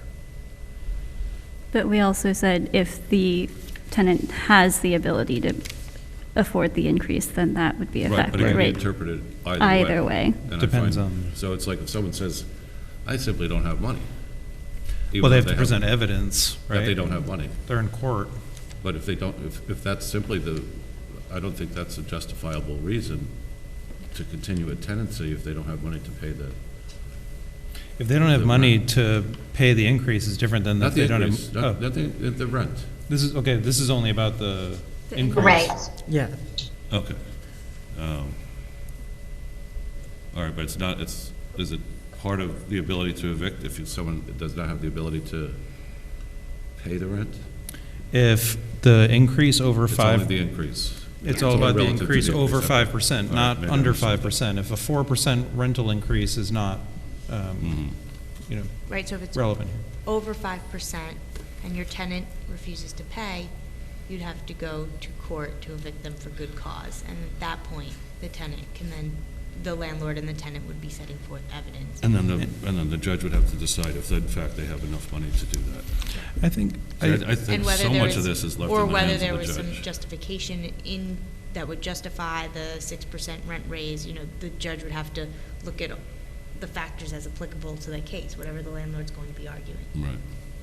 you know, I don't want to be presumptuous, but my feeling is that even though this section is the section where we probably spent the most time on, that it's probably the one that's going to be used the least. I think this is the kind of thing where landlords and tenants will try to work it out, because I don't think anybody wants to go to court and involve lawyers. So I think this is one of those things where a landlord would go to a tenant and say, I got this gas bill, you know, I did some work in the lobby, you know, I need, you know, there would be some kind of discussion. you Right. know, I especially to think it will be used, but hopefully in the way you're describing, that as part of a rent increase, the landlord will preemptively share, here is why your rent is being increased above 5%. So Right. having this laid out as examples of things that are essentially good cause, they're saying, here, this is, a good cause is that my bills went up, or the other things that we're getting into right now. So I think it's helpful in that sense, but hopefully, to George's concern, it won't actually be that there's a judge making the vast majority of decisions about what rent raises above 5% are Right. allowed in Beacon. That's what I hope, because I'm afraid that these things take a long time, and if people can't agree, the tenant stops paying rent until it gets to court, and then there might be a judgment in court, and I'm not sure how long that takes. Mhm. And then if the tenant loses that judgment and says, all right, I'm out of here, then it's left up to the landlord to collect that back rent from a tenant that he no longer has, which is impossible to get. But if the But tenant's not paying rent, if the Wait, tenant's is not he? paying rent, then that's good cause for eviction. Yes. We're talking about the But it increase. could take a long, and this is why I'm concerned that so much of this ends up in the hands of the court, and if the court is in fact prepared to handle it all. I see. I hear And the. so we have lengths of time and months of rent due. And I know firsthand experience, to get a judgment from someone that you no longer have a relationship with or whatever, Right. it's impossible. You never see the money. But how's it different? Because you have to, when you want to evict someone, you have to go to court anyway. It's a legal proceeding. Well, it's So all- nothing changes with regards to that. There's not a termination of lease. Like, you can't terminate a Well, lease. that's not good cause, yeah. Well, yeah, without good cause, but but you still have to go to court. Mhm. You still have to go to court to Yeah, settle this. yeah, you're taking someone's home away from them, so Yeah, you should and- go Yeah, before. if you're eviction. evicting someone, Yeah, well, which is already in the law again.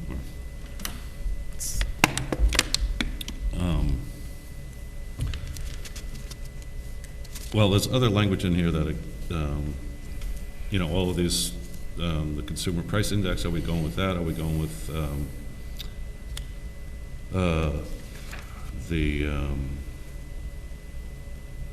is that something that's understandable? Do we know what that is and how that affects possible judgment? Sorry, I wasn't ready for this. The other issue that I have is, one of the things I feel strongly about is the owner-occupied and 4 units or less.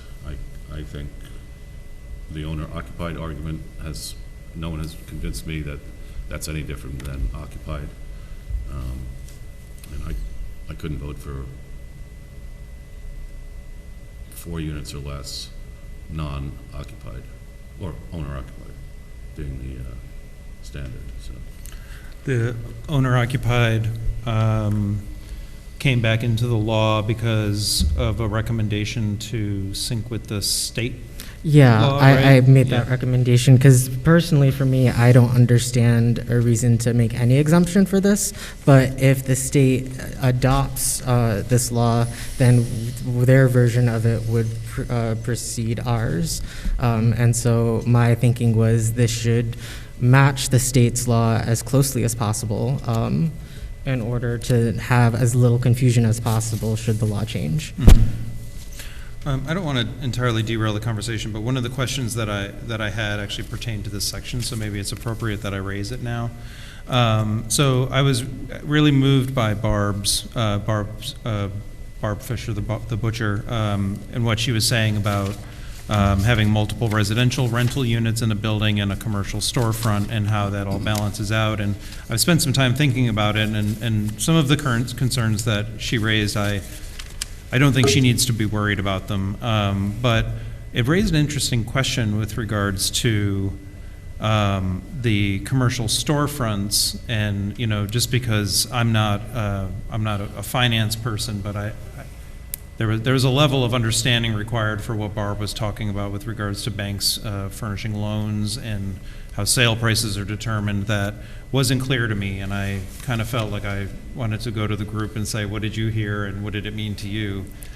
Well, when I thought about that, I just went back to the law and how it defined owner-occupied, because my question immediately when I heard that was like, wait, does she count as owner-occupied since she's occupying the first floor? And according to the definition, she's not. She's not, right. Yeah. So that building is not exempt, Yeah. right? But I am, what I've been sitting with and haven't really made a decision about is, what if landlords start taking it out on the commercial storefronts? Let's say, I honestly don't think that there's going to be a significant change to how much landlords are getting in rent based on this law. I actually wish that it was going to have more of an effect, but I don't think it's going to have a great effect. So I don't think the specific concern is going to be a widespread one. But, if there was something that I wasn't aware of and didn't know, and a Main Street business suffered because of it, I would be beside myself. I'm sorry, go ahead.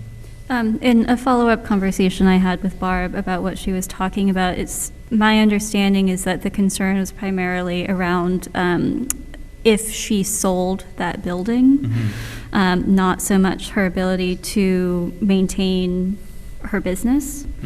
And the mortgage or lending process that would take into account the rent rolls of the residential units in balance with the overall property value. I don't know if anyone else understood that. But in the case, that would be, that's covered in the paragraph we were just talking about, because the building sale price can be accounted for by the judge. Right? Maybe.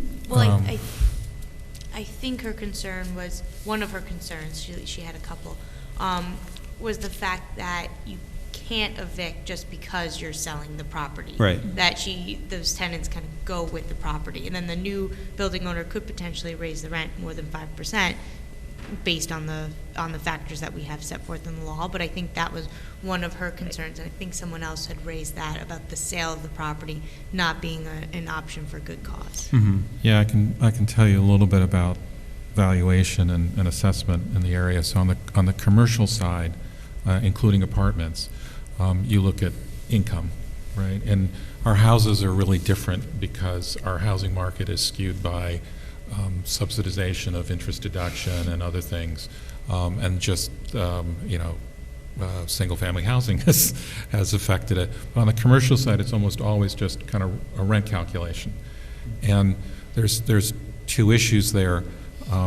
If you the assessor will assess two properties based on the average rents in the absence of information, and that says they're going to look at the market rent. Mm-hmm. And if you're someone that has a lower rent, unless you go grieve your assessment, you're going to pay the higher tax, right?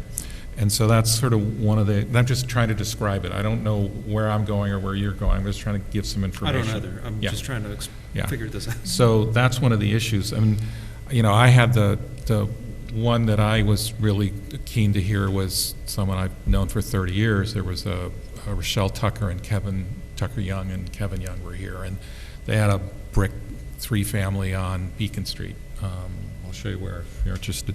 And they bought it 30 years ago before I arrived on the, that's all they could afford. They lived there. They don't live there anymore, but they lived there then. And it needed a lot of work. And this was the person who talked about the heat in different places, that couple. They've been there a long time.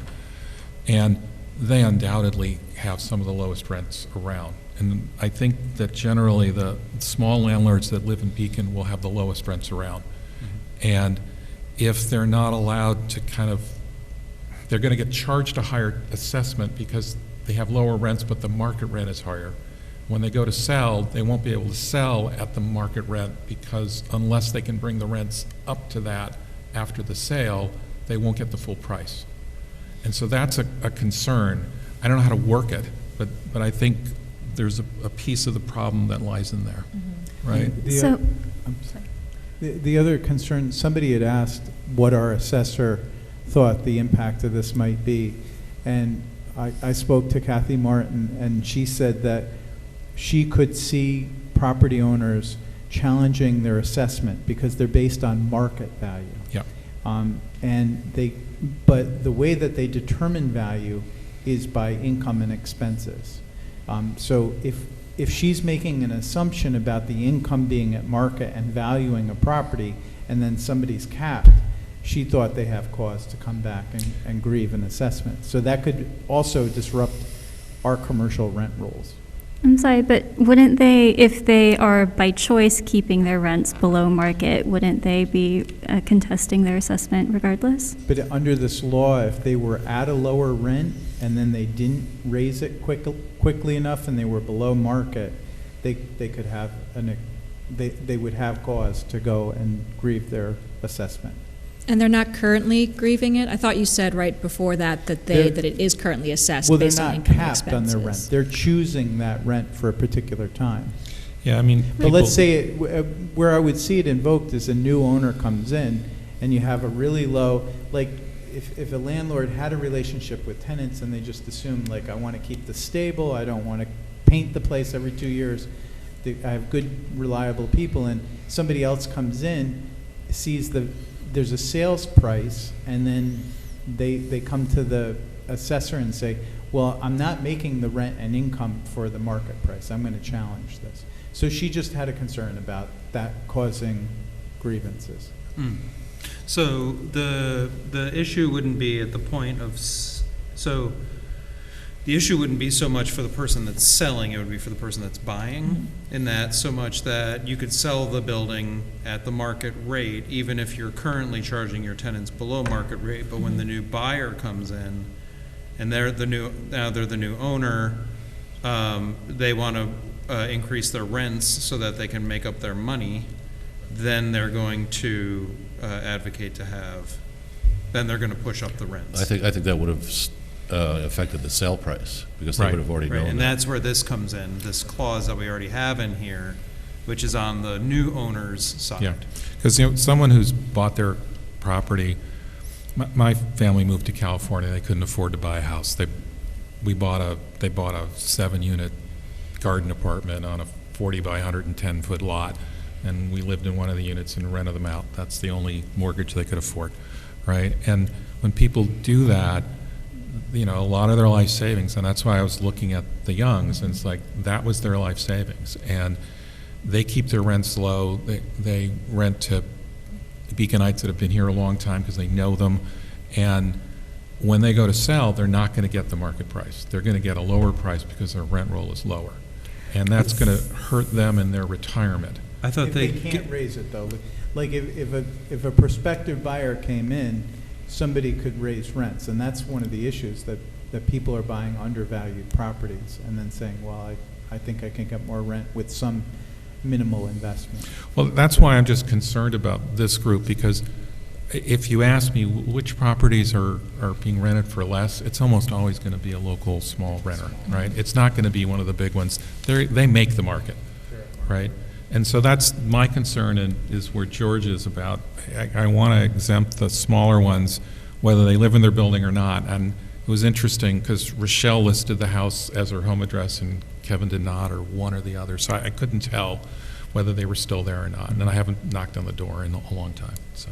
The owner-occupied bit, I didn't object to putting that back in because it seemed to make sense that if I'm owner-occupied and I have 3 other units in my building, I'm exempted from the law. I live on the lot, whatever.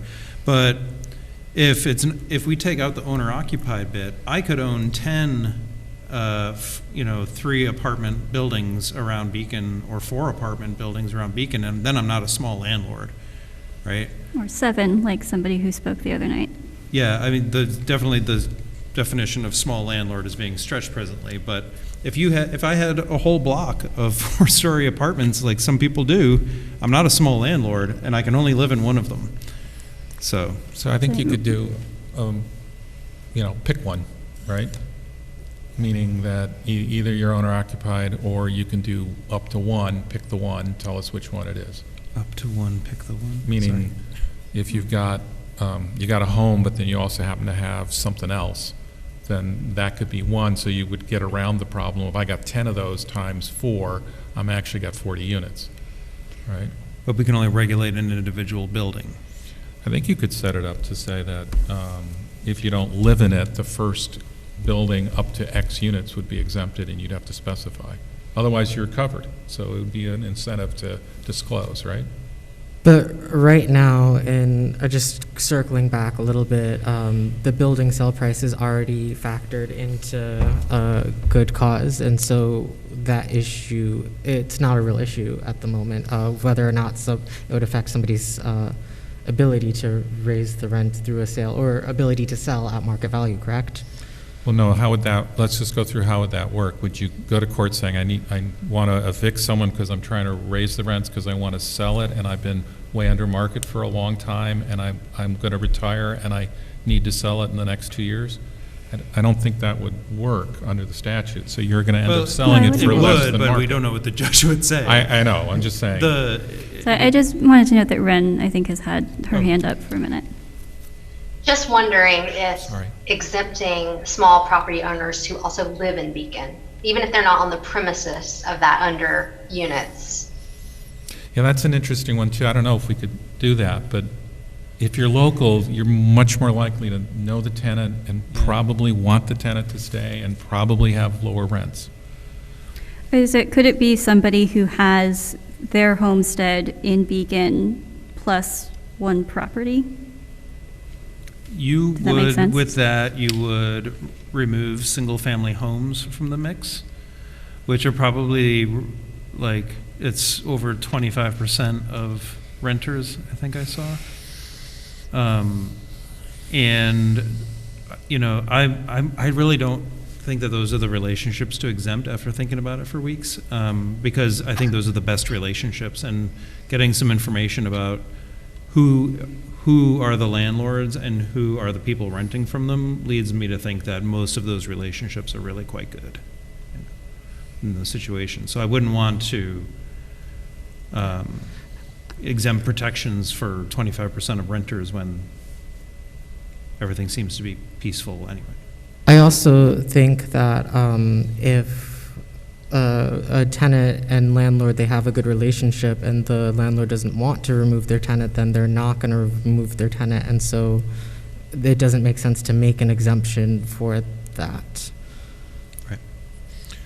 Right, but if, again, I'm looking at that family, and, you know, I assume that they haven't raised rents in a long time. When they go to sell, they're not going to raise rents again, and they're not going to try to evict someone. They're just going to sell it at a lower rate because their rents are lower. But we're hurting them, and we're hurting their retirement. And what would they do differently without this law? Are you suggesting that they would raise rents right before they sell in order to get a higher price? Is that how it would work in practice? No, I think it would work that the buyer it would be up to the buyer to take care of that later, and they would choose what they wanted to do, right? Yeah. But at least you wouldn't be automatically selling at a much lower rate because your rents are lower.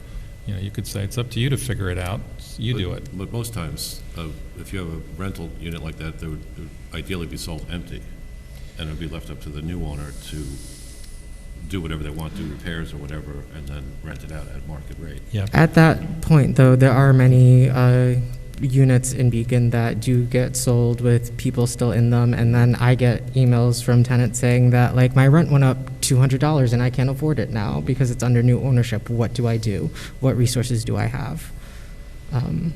Yeah, and I'm sure that I guess the reasoning that the new landlord would say that is because they paid X amount current market value, which they paid a lot of money for, and they want to feel like they recoup some of that as an investment. I assume that's the logic. You know, the other thing that will happen with small properties, like, again, the three-family that I have in mind, is someone's just going to buy it and turn it into a single family again, and the market just takes it off the market. And I think if we're not careful with smaller units, we're just going to see that. But even single family, if you owned a single family home that you rented out, that you didn't live in, you rented it out, you could not, you'd have to sell it. It was currently rented, you'd have to sell it with the tenant, and then the new owner would have to prove that they were going to live there. That's good cause. Yeah, just moving into the unit. Yeah. So I think up to 5 units, I think it says. Yeah, there's up to 5, and then there's a separate provision for 12. 12, yeah. It's for buildings with 12 or fewer units, they can, right. Yeah, so, yeah. So that I wasn't responding to you, I was just clarifying. Yeah, no, but I just wanted to be sure what you were saying. So they would have to be, so a new owner of the building of this, they would have to go to court to prove to the judge after they closed on the building that they, and depending on how long a lease they would have, the tenant, they couldn't occupy that place until a judge ruled one way or another. Only if the tenant was being unreasonable. If you came in as the buyer, presumably the tenant would know that somebody who's coming in to occupy the home themselves and knew that they were going to lose that case, they wouldn't bother going to court either and would just vacate in a reasonable time frame. Sometimes, or they would wait it out, you know, until the judge ruled one way or the other. They could. Yeah. And in that case, this law protects the landlord. That would be true either way. Sorry. Well, it puts the landlord to have to go before a judge who recently bought a building that they want to occupy and have to go through this proceeding immediately upon purchasing the building in order to occupy the building that they want to live in. But if a tenant's refusing to vacate anyway, then this law wouldn't change that. It's very clear that that's an illegal thing that tenant is doing. But I think the onus is on the owner, the new owner, to prove to the judge. Mm-hmm. So that's right, because they're evicting someone. Yeah. So the tenant might be like, I think that new owner's lying. I think it's going to be another, and it's potential that it's going to be used as an investment property to rent out to someone else at a higher rate. So that tenant might say, this is worth a fight, and I'm going to fight it for as long as it takes. And then the tenant wouldn't lose their home. Or Well, just if it not was- pay rent. Yeah, they would possibly not pay rent until that was resolved, and if that resolved in the new landlord's favor, they would owe this back rent, and they would be evicted. So I don't think is, that changes, though. Yeah, because with or without this law right now, that could happen. Well, you could, if you were the owner of a house that was a rental, you could time the sale of that house to when the lease expires. right, I was going to This say, is- so what's there's no different now expiration of is the that there's, or a lot of sales could happen tenant-free. Yeah. Right. And I think that is something that this law is trying to have us take a second look at and say, is that right? If you have a good tenant and you are buying it as an investment property, why should that good tenant have to leave? Yeah, I agree. If someone has always done the right thing and has always been a good tenant, why should they lose their home for no fault of their own? Doesn't make any sense. Or why should their rent be raised 50%? Right. Well, the only reason you can raise rent 50% is because you're 50% below market, which means you've been getting a really good deal from the current landlord by choice of the landlord. So, Well, I mean, and- there's no way that a rent can go higher than market. In Kingston, it was used to evict people. The people that they couldn't outright evict, they raised their rents like 50 to 100% so that they would just leave. And then And what? nothing. But then what happens? Then they rent the property at the market rate. They didn't care. They just wanted everybody out of the building during the vacancy study, and then they opened the building back up to everybody after the vacancy study was done. Well, that's pretty unusual, right? But I Yeah. mean, quite But honestly, it's you know, it's you legal. can't. But it's a very This real law will protect possibility people. and happening local. Okay, but if rents go up dramatically, it's because the rent was below market. You can't raise rents above the market, right? Yeah, How does the that's market go also up then? assuming that everybody can afford market, and the reality is a lot of people here in Beacon, especially our marginalized communities, cannot. Which is why I support subsidies of renters who are means tested. It's a different issue. We're talking about keeping people in their homes. We're not talking about reducing rents with good cause eviction. We're talking about keeping people in their homes Yep. Yeah. because a home matters. Again, if you have rent subsidies that are means tested, you get to stay in your home. Yes, but that's not the case right now. So people who don't have rent subsidies that aren't means tested, then do they deserve to lose their homes because their rent is below market rate and because they make less than what the market rate is, and now the rent is being raised at a rate that's simply unaffordable? So again, going back to the example of the Tucker Youngs, right, I'm assuming their rents are quite low. At some point when they have to figure out, you know, the heat or whatever else, you know, they're going to have to sort out how to do it. Now, maybe they're just waiting for their tenants to, you know, leave, which is a wonderful thing that they do, I assume, and they probably have long-term tenants, but it makes it harder for them to earn the same rate that you would at another unit. And I think small landlords are going to have to, will end up raising the rents consistently at whatever the acceptable amount is because they're concerned about falling too far behind. And right now they do it because, you know, I can make it up later. And that's just what's going to happen, I'm afraid. Sorry, I didn't mean to interrupt you. I still am a little bit confused about what you're saying and what Chris was saying about the assessed value. I understood from what Chris was saying that you would be able to sell your house at market rate, and that discrepancy in the rent rolls would be passed along to the buyer, not the seller. You know, you won't buy a property if the rents are half of what the market rents are. You're going to be able to sell your property for half the market rate, period. That's how commercial property sells. If you can't support it with the rents and you can't raise the rents after you buy it, you're not going to pay it. You're only going to pay what the rents are at that moment. And so you're harming the small landlord who keeps their rents low, which is why I'm, you know, where George is of I want to exempt the small ones because they're the ones who, for the most part, have lower rents below market. Why don't they just value the building at the cost of like what the value of the building is? Because you know? they do assess it at, it's 100% value, but it's based on, if they're selling it as market, but the market is going to be determined by the rent roll. Right, And but if the rent roll is that's what I'm artificially saying. low, Is like, the average rent roll. The assessment. but the sale price is going to be the rent roll, The assessment is based on. right? Because, I mean, if you can't raise the rents, then it has to sell at the current rent roll. There isn't a choice.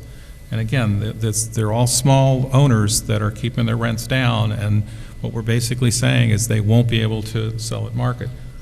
And remember, too, this is not just going forward, this is all retroactive. So leases that have been signed and people that have invested in properties and so on, or thought, they base their decisions not on any of this information. So that everyone is subject to this going, every lease signed in the past and every lease signed in the future. Mm-hmm. So I think it also unduly affects a lot of people that never intended, when they sign leases with tenants, of what this would be. So what they would do now is, before they would sell the building, they would either have it, they would let the leases expire and sell it vacant, and therefore it sells with and so there's no rent on the property. So at that point, it's assessed at what the market bears, but if there are tenants in the building who are paying a certain amount, that amount is what affects the sale price? And don't confuse assessment with sale price, right? So assessment, is assessment the same thing as appraisal, or is that something else? No, assessment entirely? is what we apply the tax rate to, right? Mm-hmm. So, if your property is assessed at $100,000, then it's applied to the $100,000 as whatever the tax rate is. What's saying is that the assessment will tend to be at market rents. Mm-hmm. The sale price will be, you're selling something and it's just like, fine, let's see the rent roll. Oh, okay, the rents are very low, therefore you're going to take some total of the rent rolls on an annual basis, look at how much the taxes are, and you kind of figure out a price from that. If the rents can't be brought to market, then the sale price will never be at market. So, two identical buildings, same number of units, same quality, one landlord has kept the rents low and the other one is at market, the one that's kept the rents low is not going to be able to sell it. Well, I think we just uncovered the cause of our affordable housing crisis, which is the Yeah. speculation And you game said used in housing. if they can't be raised to market after it sells or before it sells? Well, so there's a couple of options, right? So the one is that if you can, raise it before, the way you'd probably do that, if you remember, this is small landlords, is they wait for people to leave, and then they try to go to market, or they give people a period of time before they're going to go, and say, look, I need to sell this thing because I'm retiring and I'm going to Florida or wherever they're going. So again, my concern is the small landlord, because they tend to have the lower rents. They tend to be, I think, keeping people here, and I think we're harming them, and I don't think we're harming the big ones, because they're at market, right? They define the market, because they got so many units. Do you think, so we have a thing that right now just says building sale price, just has three little words that doesn't have a lot of clarity to it, Yep. to George's point. very- Is there some language we could put to that would help to protect the very landlords and owners you're talking about? Yeah, we were having that discussion last time when you A suggested few workshops inserting it. ago, yeah. Yeah, and we weren't sure how it would play, and I'm not sure either, honestly. That came up because of the taking issue. Yep. I mean, would this encourage good behavior by small landlords who are at risk of being impacted? And just hear me out. What I'm thinking while we're talking about this is, if I'm a good landlord, then I don't want to evict everybody when I sell and move to Florida, so I'm going to, ease out. And as people move on, I just won't, I don't know, sign a 3-month lease. I don't know what the deal is, but whatever somebody would do in that situation, I guess they would leave part of their building vacant. But if this law is saying that would be basically saying that this is the preferred way to transition a building to a new owner, it would make people not want to go through the whole eviction proceeding based on these 9 items that we have here, but they might just want to wait it out, right? Yeah, and I'm just trying to work out how this might work. See, by putting a limit on rent increases, you're saying the sale value can't go up too high, right? It has to go up at a modest rate. Those that have kept their rents down, that's the problem with applying it to them, right? Because they've already given a benefit to their tenant, and now they're not able to sell at the market price. And I'm just concerned that again, if it's a small party with the ones that talked about their retirement investment is sitting right there. I really don't want to affect them. Can you just clarify for me, because I'm sorry, I'm not familiar with selling or buying houses or buildings, but is there like a law that prevents them from selling it at market price? No, a willing buyer won't buy it unless it has enough rent to cover the sale price. And so, well, a willing buyer might just want to move into it, and in that case, they might also evict the tenant. I mean, or a willing buyer might also be like, yeah, these rent prices are fine. I mean, you might not as a buyer, but that doesn't mean other buyers wouldn't. in commercial property, it runs off a rent roll. That's all it does. We've also, I mean, you've mentioned a lot supply and demand as well, and in meetings in the past, and there's a huge demand for, Beacon's a hot ticket right now, and people, I'm not worried that people will buy. I'm not worried that people won't be able to sell their properties in Beacon. People are very interested in purchasing property here. People are very interested in living here. And what this law does, and what I want to do, is make sure that the people who already live here have the opportunity and the chance to stay here. Yes, we had a landlord stop in last week whose house, who had a 3 or 4 family, and it was undervalued. They had long-term tenants. They were clearly hundreds of dollars under market. They preemptively, defensively just raised the rent in advance of this law. So that's the other unintended Well, that's consequence. against the law. When somebody's speaking on this council, it would be nice if you don't cut them off. And if the mayor, My apologies, sorry. if the mayor isn't going to facilitate this meeting, I will fight back. So don't cut me off. All right. I'm sorry. I'm sorry. It's the only time I cut you off, and I said I'm sorry. It's the 3rd time tonight, Dan. Okay, everyone. Let me just pick up something that Justice was saying. So look, 2 identical apartments, same number of units, same age, same quality, and the one rent is half the other rent. There's no way in the universe the one at half the rent is going to sell at the same price as the one at the market rent. There's no way in the universe. Okay? No one will buy it at that rate. They'll buy it at half the rate because that's what the rents support. And you can't change that. Now, I recognize that allowing it to go up to market is going to raise rents. I'm okay with a small landlord because they are local, they live here, they are people that we represent, and they are their life savings, and for a lot of them, you heard them, it's their retirement. I'm okay with that. And they're the ones that are keeping rents down. If we had to do a survey of the rents that were lower than the market, I bet you the vast majority of them would be small landlords that live in Beacon. And I heard that loud and clear. I want to support people being able to stay here. I totally agree with that. But I also want to support small landlords. Sorry, I'm still trying to figure this out. So the way that it currently works is you gave the example of 2 buildings, one of which had a lower rent. Yeah. The way that it currently works, would those 2 buildings, one at market and one at lower rent, also sell at different rates if they both still had their tenants in them? Or would they sell, would the one with the lower rents also sell at a lower rate because the new owner would feel obliged not to raise the rents? Yeah, today without a law, what would likely happen is the 2 buildings, one with the lower rent roll would sell for less, but it wouldn't sell for half, right? I mean, if we're assuming it's half the rent, right? Yeah. Because the buyer would say, fine, I recognize this, I'm going to be able to raise rents over time or do renovations and get closer, but it would still sell for less, right? Because that's what it is. And if you're a large landlord, you're not going to wait around for that. You're just going to keep rents right at market because that maximizes your value.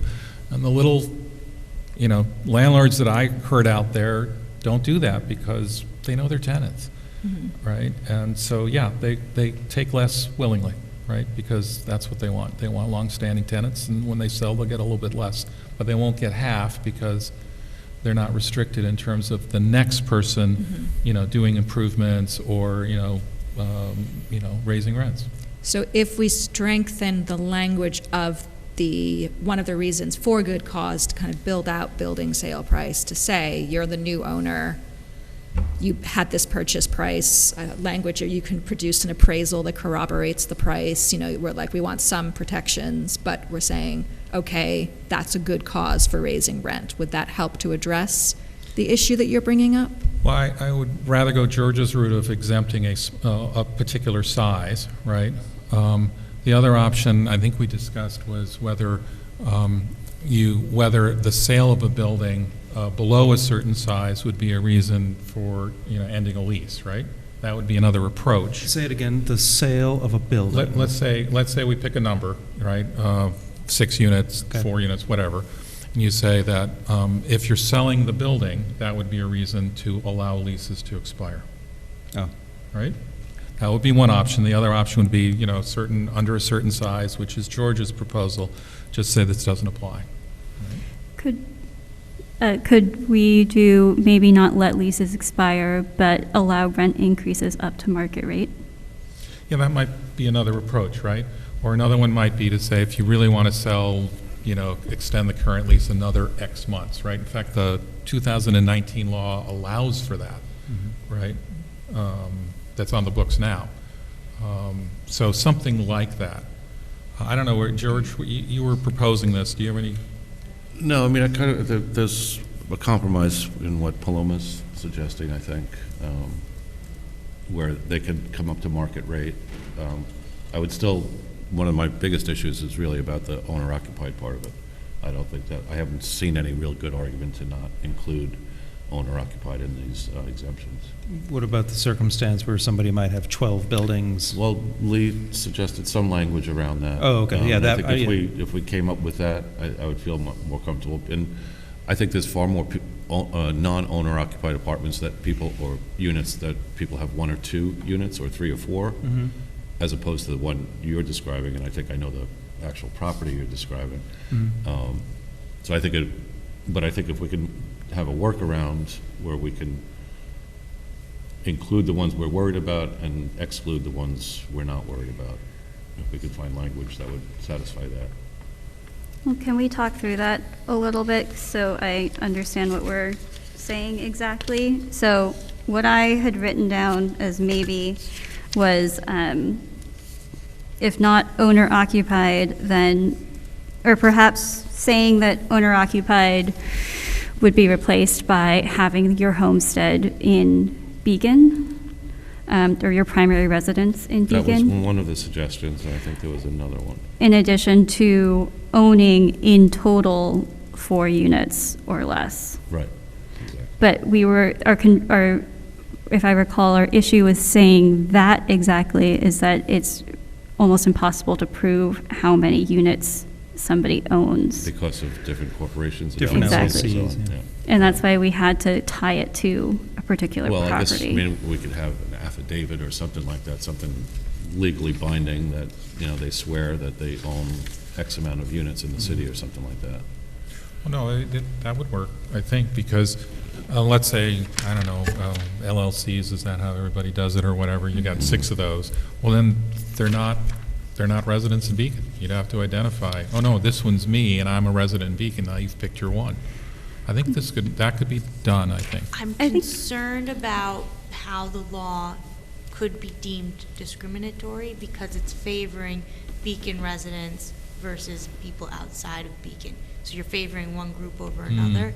I understand the logic that Beacon residents are closer to their properties and that might be beneficial, but I am just concerned that on its face, you are favoring one group over another, and I can't at this time confirm that that would be justified and permitted. Would a distance radius from Beacon also be considered discriminatory for similar reasons?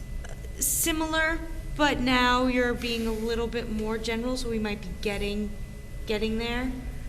Isn't owner-occupied already that restriction, though? But it's not in the same way. The owner-occupied is a standard concept where you're, living in the unit. It's a defined term versus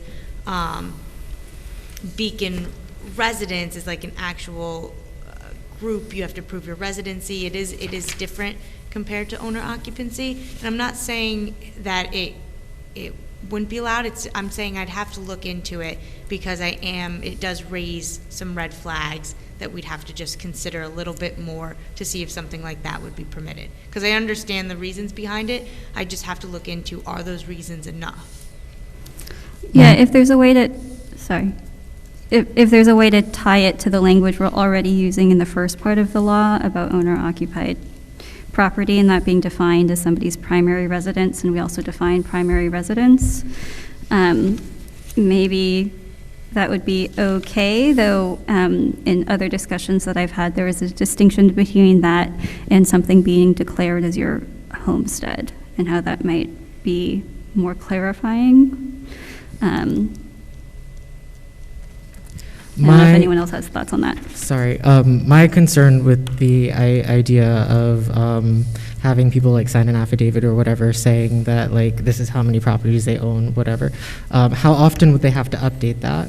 Because, you know, somebody that has like, I'm just throwing an arbitrary number out there, like 36 properties in Beacon, what's to say that in 7 months they won't have 48 or 12? Yeah, but only the first one would be exempted, so it doesn't matter how many you have after that. All the rest are covered. True. Okay. Right, so I think we're only trying to get to one.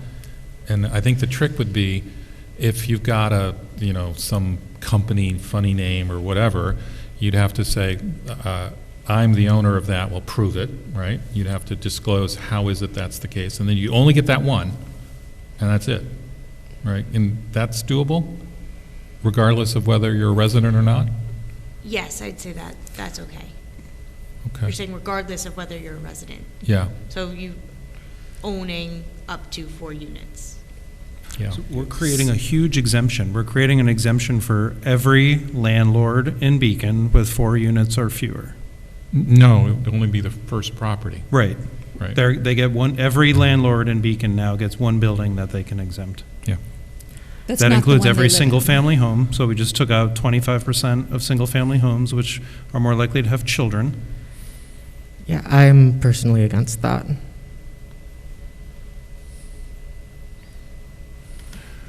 You know, I think, So how about one property? I'm just trying to figure out how no, to I work know, this, I know, right? I'm trying to think, how is that different from what we were just talking about? Don't know, when I heard single-family homes, I thought you were going to count to 4, right? Oh, no, but we're saying that any building with fewer than 4, that's not, we're changing the owner-occupied equation, which means that we just took all of the single-family homes and exempted them because they all fit that criteria. And again, I think that these are some of the best relationships, but when it comes to an eviction for a bad cause eviction, it could have a really bad impact. Well, that's why I think it's going to adversely affect a lot of good small landlords. And What's the adverse effect? they just have very minimal control over what actually happens in their place, and their control over the unit, in terms of, selling it or, so it's a whole different thing, and they don't have the margins that a big landlord has, and Right. really ability to absorb possibly months without rent and litigation and everything else. Right. They made a simple investment in a small piece of real estate in Beacon. I think the escape hatch to sell for a single-family home is easier, though, because you can make the argument, hey, I'm going to move my cousin in.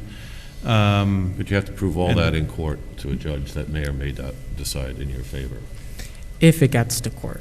So Well, hang- That wouldn't go to, So let me ask about a single-family home. So if you're renting out a single-family home, you can't sell it? Or you have to sell it to a buyer who's going to rent? Unless they could prove Or that the new What? owner proves that they can move in. Right. Yeah. to Right. the judge. which is good Okay. cause. It's good All right. cause to move into your own building. All right. So you could sell it, Mm-hmm. okay, as long as the person who buys it is going to move into the house. But Yeah. I don't know, at what point does that person have to prove it to the judge? If there's a tenant in there who refuses to leave, it says, I want proof that this new buyer is buying into this and is going to live there. When does that happen? If you have a tenant that refuses to leave with or without good cause of eviction, an legal eviction hearing would go to court either way. But who absorbs the cost of the court? Is the new tenant, the new owner, or the previous tenant? if that's happening, probably a buyer's gonna walk away, they're like, I want to have this unoccupied when I buy it. That owner- person is not my problem. I'm sorry, George. No, go The owner would be the one who would, the purchaser would be the one who would initiate the eviction proceeding and take it to court if the tenant's not leaving. So if that was the case, I would imagine it would reduce the value of the property, because they know that they have to potentially anticipate legal costs further beyond the closing of the unit. Now they potentially face eviction proceedings. Most people would be asking for an unoccupied building when they buy it. And so if they can't get that, I believe it's going to reduce the value of the properties, which will ultimately reduce the value of the assessed tax base.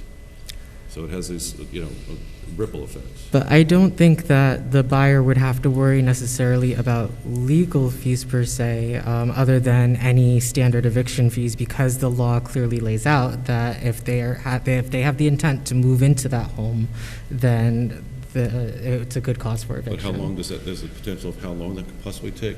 Are the courts backed up? Is there months and months? Is someone moving out of one place and moving into another, and they can't have the time in between? Usually they move from they move from a house into a new empty house. Now, if they have to possibly anticipate all this additional legal work, which you can't really say how long the backlog may or may not be in the court system, it could be months, could be years. I don't know.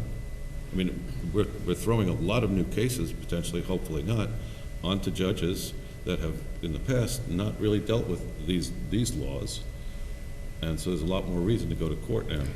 And I'm afraid that there's going to be a backlog. Except we have seen in other communities, and just a reminder, the California and the New Jersey situation, that this law has reduced the number of eviction proceedings. And I know, there are a whole slew of things you could talk about in terms of causation, but I was really compelled by, looking at the repercussions of those laws being passed. And, they were passed some time ago. Was there one simple reason why it reduced the eviction rate?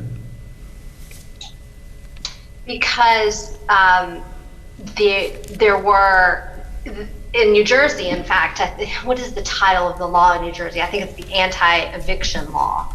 And, they were very articulate in the law that they were setting out to keep evictions from being used to raise rents unreasonably. So that's why. Because these laws were in place and tenants have more protections, landlords were less likely to, hedge their bets because they wanted to raise the rents a lot, because in court they couldn't just do that for no reason. I see.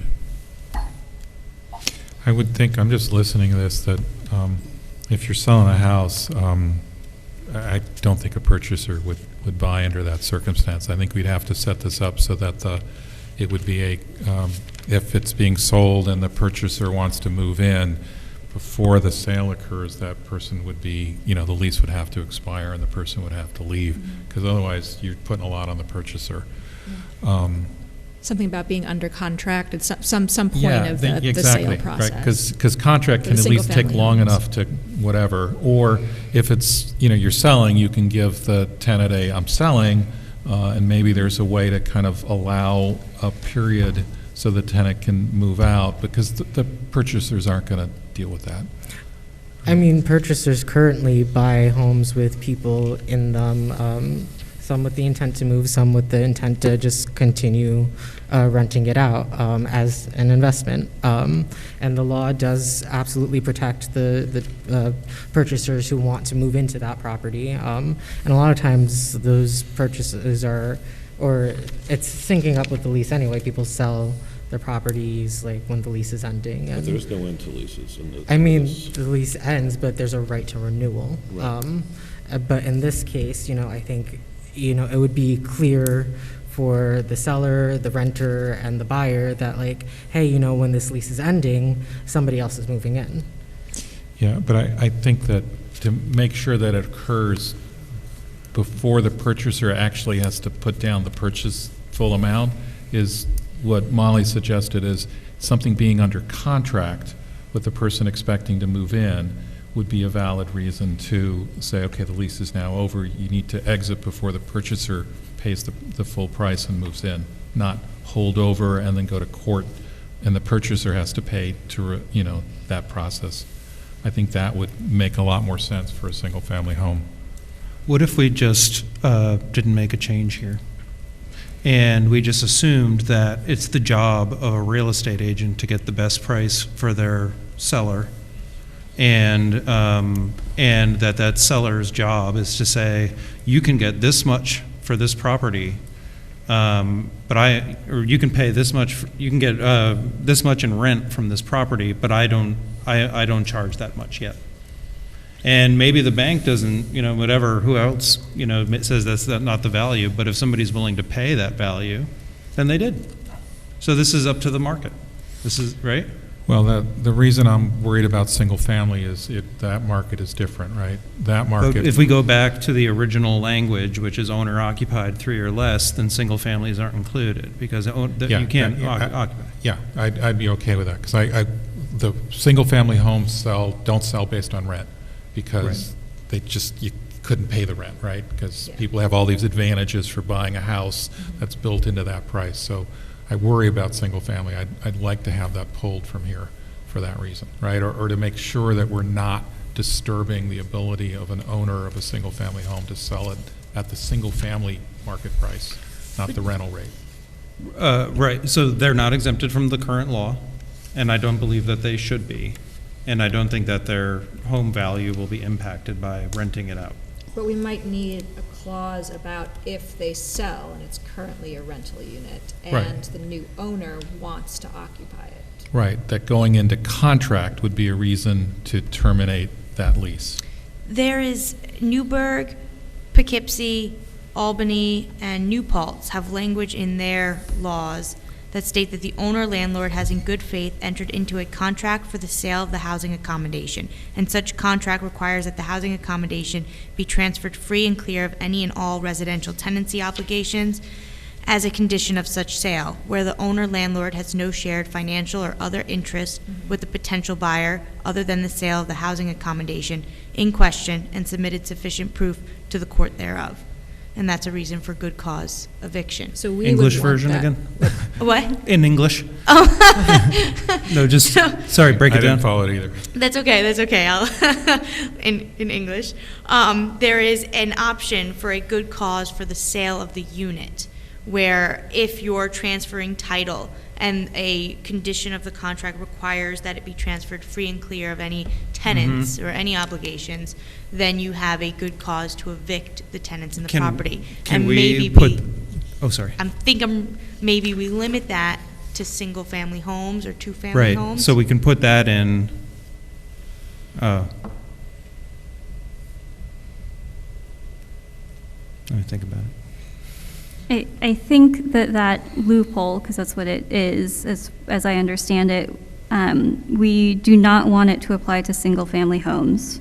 Instead, especially because that is potentially 25% of our rental market, and because those two tend to go to families, and that is another demographic that we'd like to protect, we would put in the clause that Molly suggested, around giving a certain runway to a new tenant who intends to occupy themselves, to have the current tenant evicted as a good cause. But for buildings of 4, 6 units, there is a different loophole that is parallel to what Newburgh has. That's just what I've heard so far. I don't know if I agree with any of it personally. I think that language could work if we inserted single family, maybe not two family, but single family. I'm also wondering about condos, because those are sort of work as single family, but They're considered single family. they are considered, okay, then I guess that legally covers that.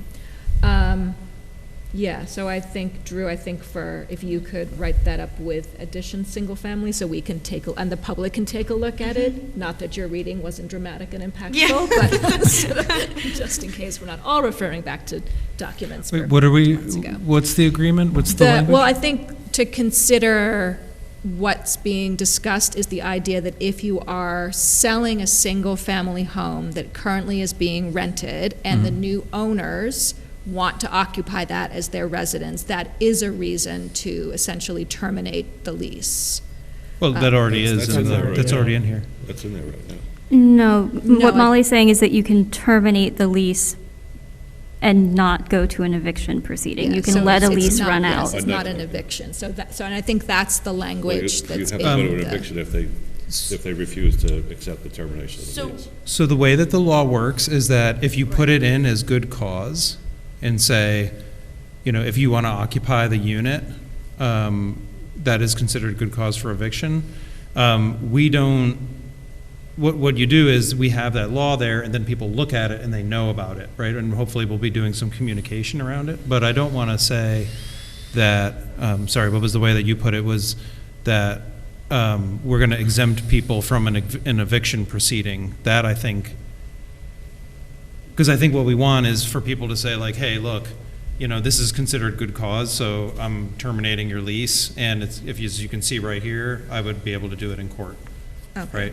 Like that's kind of the idea. Is that what you were going to say, Drew? That's a reason for good cause, is how it appears in those other? Exactly, it's a Okay. reason for good cause. What I was hearing from you is that you would want to move it to the applicability section to say that this law does not apply in these instances. I'm fine to put it under good cause, I think, and then I appreciate as Lee was talking about, the applicability to it, that it does potentially put the onus on the new owner to then immediately go through an eviction proceeding. And it might, But maybe that is what happens potentially now. Well, as- could you please move out of my house? I'm moving into it. So, yeah, And it's- hopefully not. Yeah. I'm so sorry, Molly, I keep interrupting you. But as Dan was saying, if, someone purchases a single-family home and we add this language, they might be able to tell their tenant refuses to leave, well, look, it's I have good cause, I just sold it, you're here, and maybe it doesn't go to the evict, because maybe they read it and they say, okay, I'm gonna back off. I mean, that is a possibility. Dan, that's what you were kind of signifying, yeah. that Right, and what we're saying is it's not the sale, it's the going into contract, or kind of early Exactly. enough so that the purchaser doesn't have to do it, because then if they have to do it, they're not going to pay the price. They're going to pay less, and that's, probably not the right arrangement that we want. So do we have notice to quit anywhere in here upon sale? We could put a time frame, a couple of months, For what, Wren? for if they're selling, so that it doesn't put the onus on the buyer. I think it would still be at the end of the term of their lease, would be the assumed time. Yeah, the lease would control, right? If they've got a lease for a whole year, unless it says in the lease that if I'm selling, the lease can end, right? Whatever the language is would control, I would think, right? But, simply putting it up for sale shouldn't push someone out. It's sort of somewhere before closing, Well, right? I think it's at any point where the old owner or the new owner decide that they're going to move into the house. Yeah. And that's good cause for eviction, so it solves the whole problem. Right, but a contract to purchase would then, and a thing of we're moving in, or we're getting a mortgage that's an owner-occupied mortgage, would do the trick. Well, You there's don't have state to wait. guidelines about notifying somebody of. Yeah. Yeah. Yeah, but again, it doesn't have to be the actual sale. It can be something before that Mm. with the intent to move in, right? I see. Yeah, contract to sell. Yep, and it's easy because it's a single family. You're going to get a mortgage. It has to be an owner-occupied mortgage, right? And you can't get one that's not, right? You can, but you have to say that it's not. There are all these people paying cash, I hear, though, Lee, so those people have to come up with some other proof. Yeah, there's so. just no one at the table that's doing that. I don't know how whatever. Being priced out by them. Yep.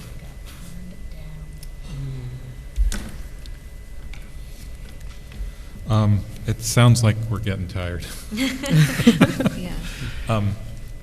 Can I ask two questions that are not actually like policy proposals, but are just about implementation of certain parts of the law? Okay. Or I can do it by email. No, do it. No, Yeah, I think okay. it would be good to hear Okay. them. Okay. So Chris, this is what I was referencing before. In 17310, so if a building is brought up to code and a tenant has to make up all the rent that they owed, it is, I'm sorry, I'm just pulling up the language so I can actually reference the text, sorry. So it says, the way that they word things. But in nothing herein shall prevent a landlord upon receipt of the rental property registration from receiving the equitable value of the occupancy of the premises from the earliest date of occupancy. But it doesn't say how quickly and who orders how quickly the landlord gets their back rent.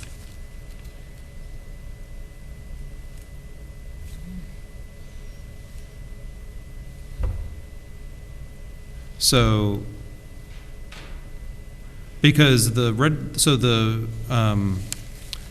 property registration is going to come from the building department, and so I guess that would look like Dave sending someone an email saying like, "Hey, we received your application. Your building is up to code. We checked it out," which is what I assume it's involved here, and everything checks out, and you're good to go. Now, if my tenant owes me 6 months of rent, this automatically says that the tenant has to make up that 6 months rent. Is it up to me to go after them for the 6 months rent? Is it, is there someone from the city that would say, here's when that rent is due by? Like, how does it work after a property is registered? Maybe this is a legal question, I don't know. This is a legal question. Yeah. Yeah, it would be up to the landlord to collect, so Dave's just going to give the advice from the building department, but after that, he's not responsible for the collecting the rent or telling when the rent is due. He's just saying at this point, that back rent can be collected. Okay, so rent collection is always the job of the landlord? Correct. Is that right, like roughly? Yes, the city won't get involved in that. Okay. Does the judge get involved in that at all? Like during an eviction proceeding, if they ruled not in favor of the tenant, and the tenant owes a lot of back rent, do they put a lien on anything, or is there any triggers, mechanisms? The judge could issue a judgment that would say that the tenant owed so much money, and then the landlord would again be responsible for collecting and following through with that judgment, or take the tenant back to court. Back to court. Okay. Thanks. My second question was, when a building sells, the new landlord needs to register with the city. Yes. And if, let's say I buy the house on the building on February 1st, and I get my paperwork in by February 14th, and let's say, Dave reviews the paperwork and gets back to me in a week, that's 3 weeks where I was illegally a landlord under Beacon law, or? No, I think as long as you have submitted the application and it's, pending, we understand that the city can't do things immediately. We have lots of jobs to do. There would be no violations issued to you. As long as like a good faith effort is. Exactly, good faith effort. Thank you. And even, like if you forgot, the city we want compliance, so we're going to contact you and tell you hey, by the way, welcome to Beacon, great purchase, you have to register. You're not going to get violations immediately. We're going to try and work with you, the typical practice. Okay, thank you. Sorry, no. No, you go ahead, Okay. Justice. I'm sure we're going to have similar things soon, but under 173-16, grounds for tenant removal, A1 at the end of it, I think we talked about it being 5%, or the rent being increased at a rate percentage exceeding 5%, but then just 2 pages later, it says greater than 3.5%? Yeah, so that actually is different. So the 5% is the unconscionable rent. Okay. The 3.5% pertains to what you have to do for the lease, and so Section 226C states that you are required to provide notice if you're going to increase the rent equal to or greater to. Now, actually, Justice, that's a good point you brought up. 226C specifically says 5%. We've in this law have said 3.5%. So I am concerned that is while we've argued preemption, City Council understands our position, but this is specifically 226C says 5, and now we're saying 3.5%. And I didn't realize it until someone made a comment, and That's what double-checked. caught my attention. I would suggest that this be rewritten just to say 5% so that it matches 226C. That was my minor edit that I had. Okay with that. Thanks. Yes. And it also matches the unconscionable rent, so we're kind of everything Across the board. Yeah. While we're on minor changes on that page, in C2, I think there are too many any's. Substantially alter the terms of any existing lease, or substantially alter any of the terms of any existing lease. Yeah, that looks, I don't think I need that many any's.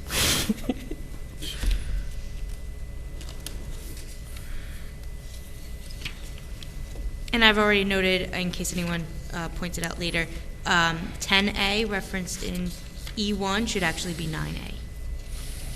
So I'll make that change, and I'm going to go through and make sure there's some missing periods that I'll check, and I'll make sure all the references within the section are correct. Is there any legal difference between the words unreasonable and unconscionable? They're both fun lawyer terms that are often used. The unconscionable rent means not permitted. That's for all these good cause laws, even in Jersey and California, it's an unconscionable rent. You don't see unreasonable. Unconscionable is a little bit stronger than that. So it's considered stronger? Yes, yes. Great. I'm sorry, I should have probably just started off with that. Are we getting close to, I forget the word, but significant changes? Yes. We are. And what we can do is I can make these changes just like we did with the firefighter local law. I'll highlight everything to show the difference, and then the city council can determine, if you like a change and you want to keep it. If you don't like a change, it'll be highlighted, so it'll be easy to tell.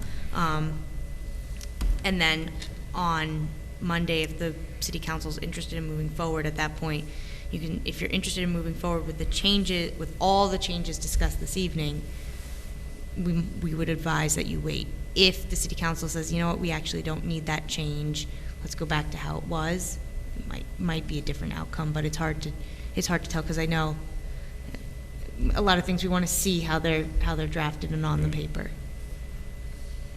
But I would say at this time, while these changes would rise to the substantive. I was going to say substantive. I had to think about it for a second. If that's the case, can I raise one other thing? Chris just pointed out in the current section 173.4 registration of property required, we currently have, it says within shall register the property within 60 days of the within the effective date of this chapter. But it does give 60 days below. Mm-hmm. If you look at 173.5, every owner of a non-owner occupied property shall file with the building department of the city of Beacon within 60 days. Oh, that's This also. is the chapter 2. Okay. I thought they had 60 days. So no. Maybe if you Never could just mind. take a You look have at two what the uncareful time- readers over here. Sorry. We both read it. I had a couple of other things. Oh, go ahead. I'm sorry. I'm so sorry, Molly. One more time, 173. What was the section? We were talking about 173.4, and Chris and I both misread it as a landlord having 60 days, but obviously we just didn't read the last. If you look down on section E, they have 15 days after the grant. Our transfer. There we go. And is that, do we have that in our current 173? Oh, we don't have. I'm sorry, Molly, could you just not? So I guess we would be adding,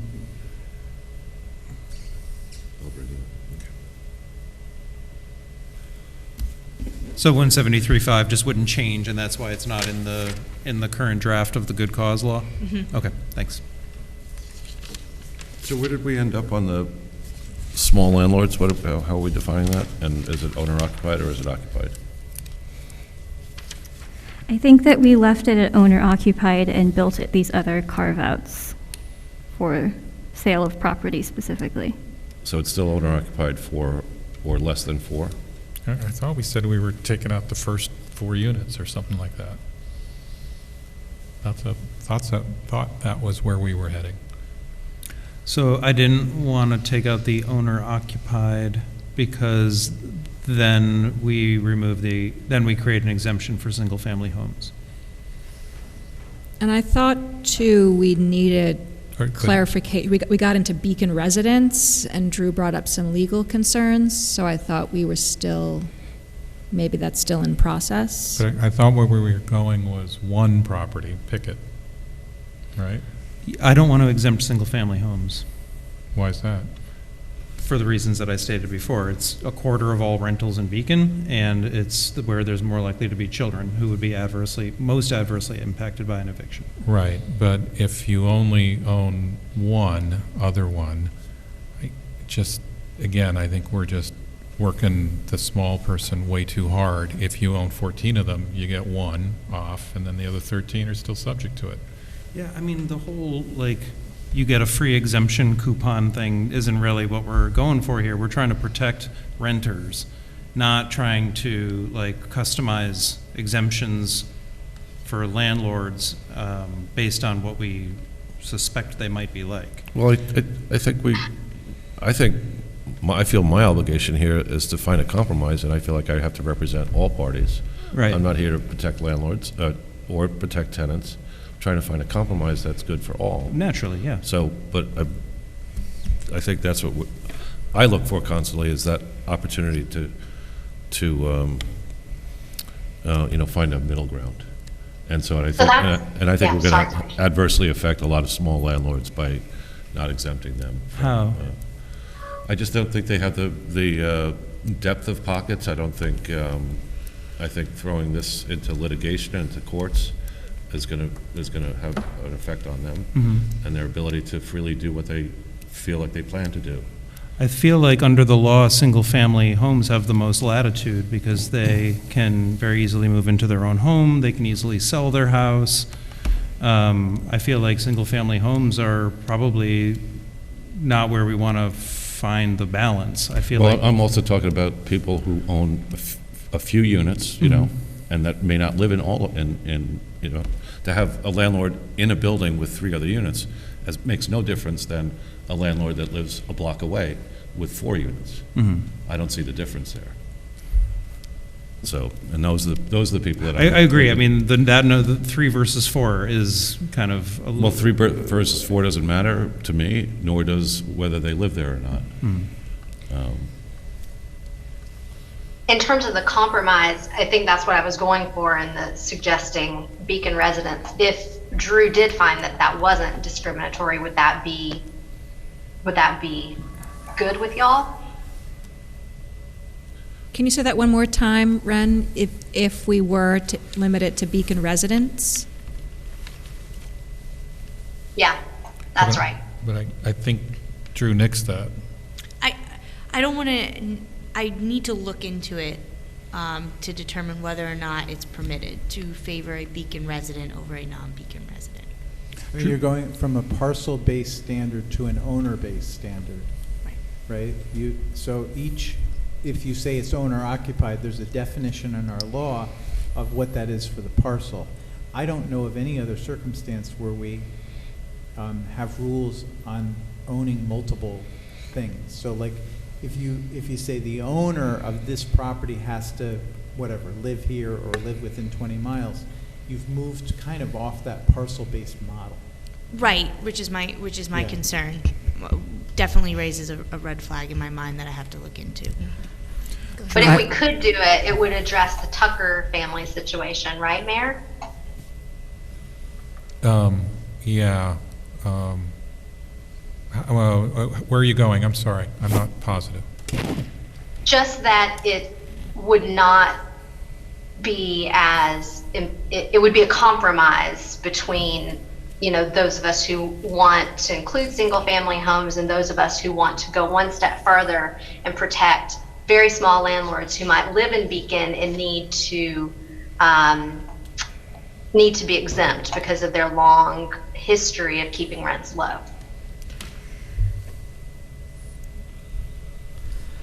Yep.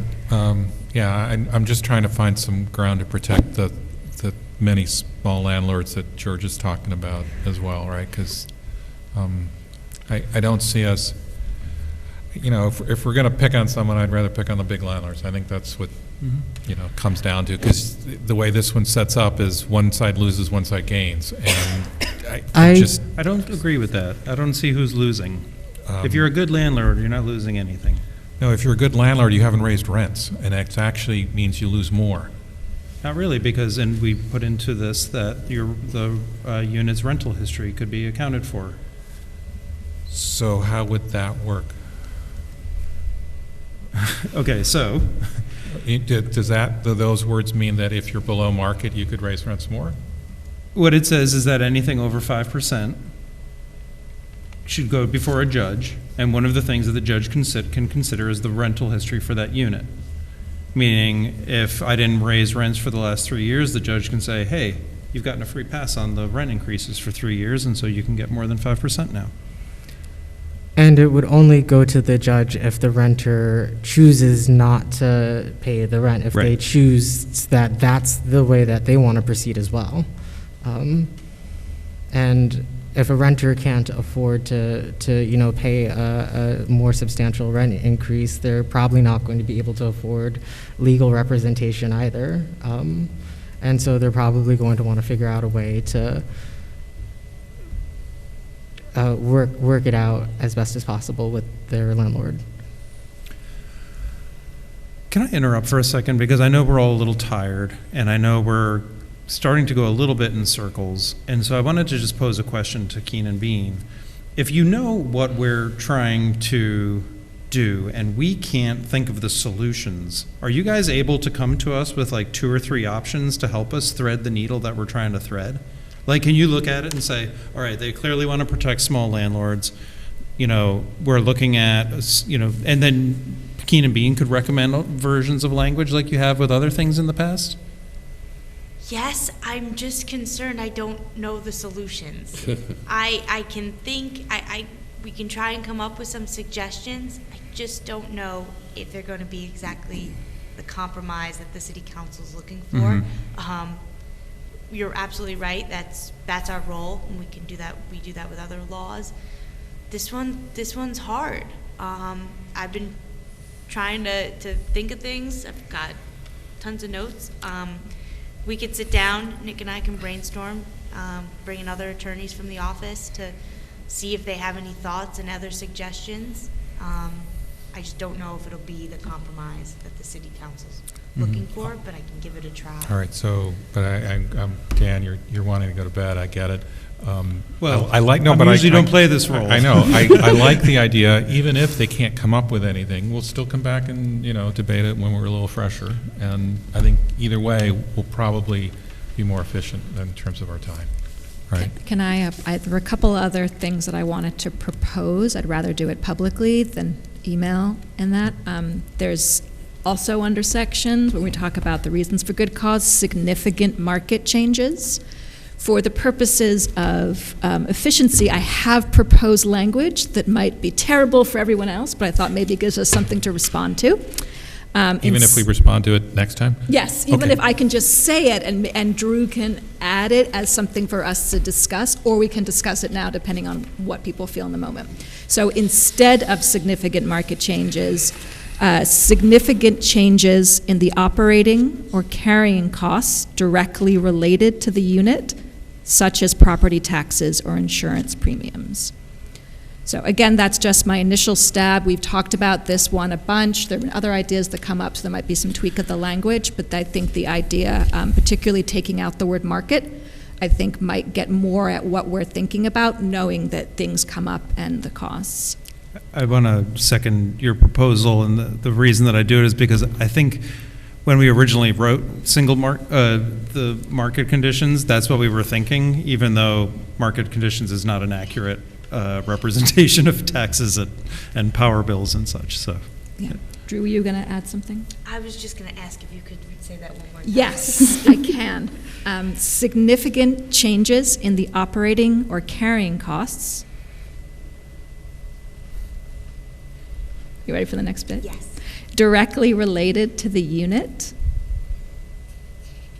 comma, such as property taxes or insurance premiums.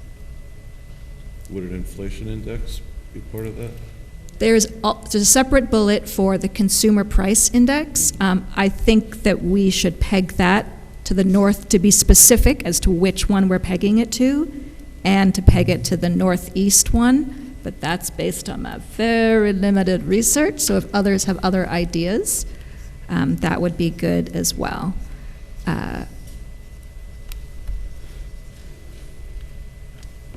And I also have thoughts about what point and what percentage, but I think maybe we can wait to get into that at a later point. What I don't want is a judge to have to look up something random on the internet like I've been doing and being like, we're going to pick this number because it says this on this website today. I know that we have the Bureau of Labor Statistics, but even on that website, there are lots of different versions of what you mean by that. So I think if we can put in the language of the law, the New York State version of the law, I mean, do you want me to read this one out now? We like, no, our brain is gone. No. All right, let's just keep going. Let's just do it. Okay. All right, sorry, to go back to, apologies, I have various versions of this. So in the New York State version, they peg it to, they're talking about the percentage change, but they say, as at the consumer price index, in our case, we would say the Northeast Consumer Price Index as established the August preceding the calendar year in question. So that would be, if we think forward about operationalizing it, I would assume the building department would publish that number, and then that would be the number that people could use, particularly if it's more than 5%, they would be like, okay, that is the number that the City of Beacon has published. So it could be something clear.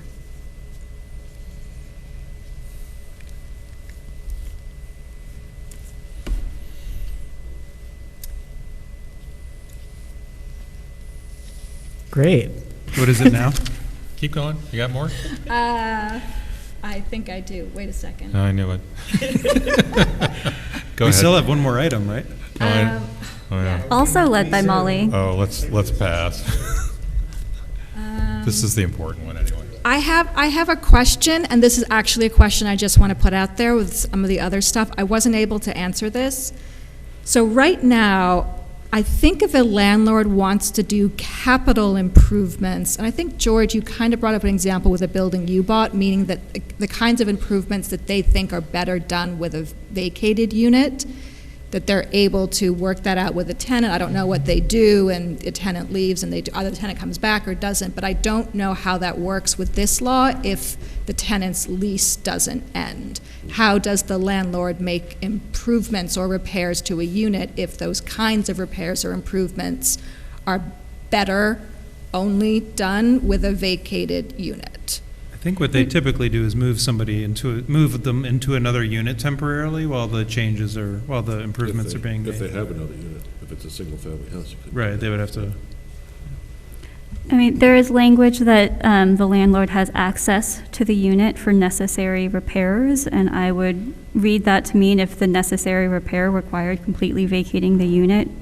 I'm not sure exactly what that would be, but if it clearly necessitated that, then that provision, I think, covers that. If it's a capital improvement that is not necessary and the tenant does not want it and is therefore not willing to work with the landlord to give up their home for that improvement, then I think that the landlord is stuck in that instance. or could evict them. Yeah. Yeah, I No, I don't think that's a good cause. Yeah, I don't think repair and maintenance covers it. Capital improvement's very different. You can say that it's not a reason to remove someone, but they're not the same thing, right? I mean, a capital improvement would be like, I don't know, you want to add a bedroom, or you want to put in a new floor or something, whereas a repair would be, I got to fix the toilet, right? Yeah. So, are you looking to have something like that included? I'm just wanting us to explicitly talk about that, I guess. I'm wondering how we do. The next meeting, right? Yes, oh yes, sorry. I was very, sorry to be clear at the beginning. I'm sorry, I get up really No, early. I just wanted to put that out there. That's I'm a thing. taking your lead. And then the last thing for tonight is, I think sections 3 through 5 at the end, I think maybe those are supposed to be articles. All of a sudden, we start talking about sections after we get through everything, and I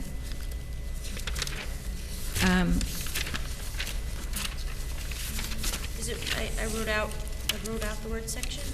So, yeah, it starts on page 19 in our packet. It says section 3, section 4, section 5. Oh, no, so that's correct. Yeah. These are standard, when we do a local law format, we have these standard provisions. These are actually not going to be included in Okay, codes. all right, okay, They're great. just standard indicators for the Department of State when we file it. That sets forth when the law is effective, sets forth the severability. These are just standard. You'll see this in every local law that we prepare. Okay, so that, okay. Except section 4 is the special one for Right, city council. for ours to review. Yes. All right, thank you for clarifying that, so, great. I'm done. I just wanted to state one more thing, that in terms of compromise around small landlords, the main issue area that I am hearing is the ability to sell at the price that you want to sell. And if we are going to make compromises and caveats for small landlords, I think that's the area that we should be talking about, and not the entire law applying to them or not. I agree. That might work, right? There might be a way to do that. I mean, it's a regulation and hard work and everything else, but I think that's a significant piece of the problem. I actually think Paloma nailed it. Yeah, right, because, that's where the lower rents are. It really is. Do you feel like you have enough, Drew, because we talked about bringing the rates up to market rent at that, after it's sold to someone else? Do you feel like you have enough to draft something that we could then consider specific language? I think so. Just say yes. Yes. Well, this Okay. proposal, I will re-listen to this. Either way. is Paloma's proposal the one that you're considering, or that you'll bring a draft of? I was writing it down. Everyone started talking. So Oh, I sorry. stopped writing. Right. So, Paloma, if you remember, can you repeat it one more time? And then Yeah. I will re-listen to the video as well. No, sure. So we had been discussing how we want to be protecting small landlords and compromising around this law. And I think, to use your terminology, I don't think that we do a carve-out in the applicability. I think we want the overall law to still apply to them. But where the pain point seems to be is around the ability to sell their property at a reasonably close to market value. And that means that any sections carving out their ability to do that is not an applicability, and maybe is not even in good cause, Maybe it's a separate section. perhaps. Because it doesn't sound like good cause, and we don't want to add it to applicability. Maybe I'm shift trying to everything. remember the section around, maybe, the whole thing is good cause, so.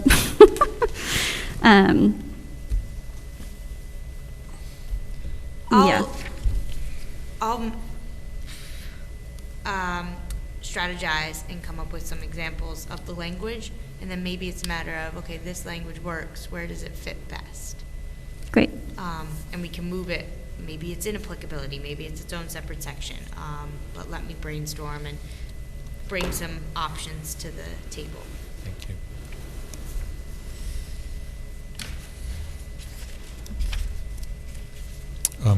Can I suggest we try to cover the wireless telecom, which will only take a few minutes, and then I would suggest on rules and regs is that we look at it, provide any comments, and we'll pick it up the next time. Because I think we'll agree pretty quickly. I don't think it's a huge issue. I'll do whatever you guys want. Yeah, on I that think it one. might be useful just for Justice and I to provide just a little bit of context too, if Right. that's not included here. But great. Yeah. But on the wireless telecom, Yep, I got it. I'll be quick. Okay. Verizon has requested that the city can reconsider the fees set forth in the City of Beacon fee schedule that pertain to small cells. Small cells are usually the small antennas that you're going to be placing on existing infrastructure or other ground-mounted equipment. They have been suggesting that the city's fees match what the FCC's recommended fees are. So back in 2018, the FCC put out the third report and order called the Wireless Infrastructure Order, and it sets forth presumably reasonable fees that the courts have upheld over the past couple years. So Verizon has suggested that the City Council adopt those fees, which is now we have a proposed resolution which does exactly that. So why do we respond to Verizon? Why do we do what they want? We don't respond to Verizon. They have just continually suggested this, and they have argued that the city's fees are illegal because they do not comply with the FCC. Now, the FCC has said that you can impose fees that are more than the presumably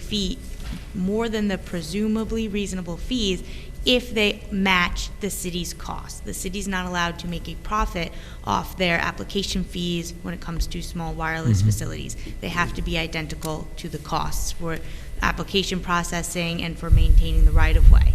Over time, we back in the day when we first went through this, we had the building inspector and the superintendent of public works prepare memos that justified why the fees were what they were at the time.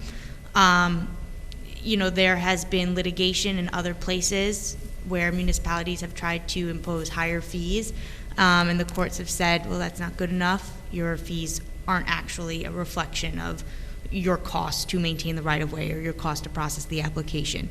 So there has been a lot of pushback from Verizon, from AT&T, and then the Ninth Circuit further upheld the FCC's fees back in 2021. The case came out, and the Supreme Court turned down review. So the Ninth Circuit's decision stands, where they have said that the FCC has a right to declare these presumably reasonable fees. And So really, we're responding to that. Exactly. Not Verizon. No, yes. Wow, I said no and yes in the same sentence. We are responding to the litigation that has gone on that has further upheld the FCC's fees. And so everything in the, I'm so sorry, Paloma. Everything in this proposed resolution matches what's in the FCC third report and order. Maybe this is an executive session question, but is there any reason for us to believe, based off of our staff's analysis of our real costs for these things, to think that our costs are legitimately higher than the FCC's suggested fees? You know, I think we've talked to the building department and the Department of Public Works, and they don't think the city will be harmed by these changes in fees. As you can see, it actually kind of equals out, because we will be raising one of the fees specifically from, I believe it's $250 to $1,000 if you're putting up a small cell pole, which is less than 50 feet. That's all. It's all defined in the city code. So that goes to $1,000, which is an increase. And you'll see that the small cell permit application fee goes from $250 to $500. And yes, it's $500 for up to 5 applications, but oftentimes you're just getting one application at a time. So that, you know, these fees balance out. These fees are really marginal to the city. They're a rounding error. The other thing to think about is Verizon's taking off its macro tower in 2023. So it's going to have trouble supporting its 4G network, and it will not be able to deploy its 5G network without expanding some of these small cell installations. So if you think about a company that's doing this across hundreds or thousands of municipalities, these little marginal costs add up, whereas for us, it's a few $100s. The other thing, I got a recent solicitation for internet service 5G. I don't think it was Verizon. It wasn't Verizon specific to Beacon. It was something, I tried to hold on to it, but it was like, this is going to offer up local alternative to internet service, right? And so I'm just interested in getting it done sooner rather than later, because having a competitor in this market, I think, makes a difference in terms of quality and price. Yeah, I think that gets at my second question about this, which is if we could clarify, maybe not tonight, our city's overall strategy for internet access for the city. I do recall having past conversations as a member of the public about broadband and the potential of fiber as a worthwhile investment, but I also know that that conversation moved on and maybe cost prohibitive, and also that the county had been doing a study around broadband access.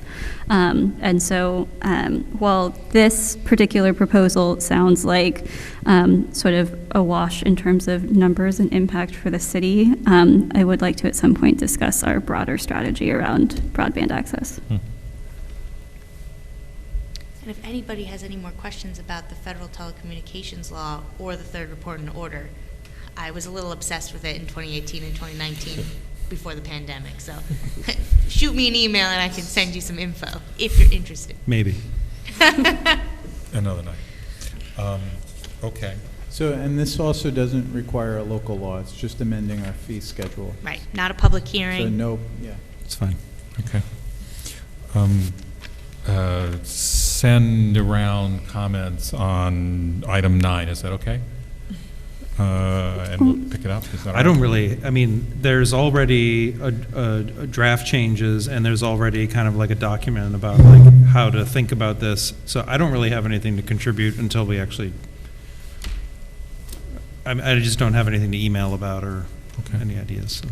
I will say there's one, I'm sorry, Mayor, may I make All right, one comment? go Yep, ahead. I'm so sorry. It's okay. There's one comment about confidentiality.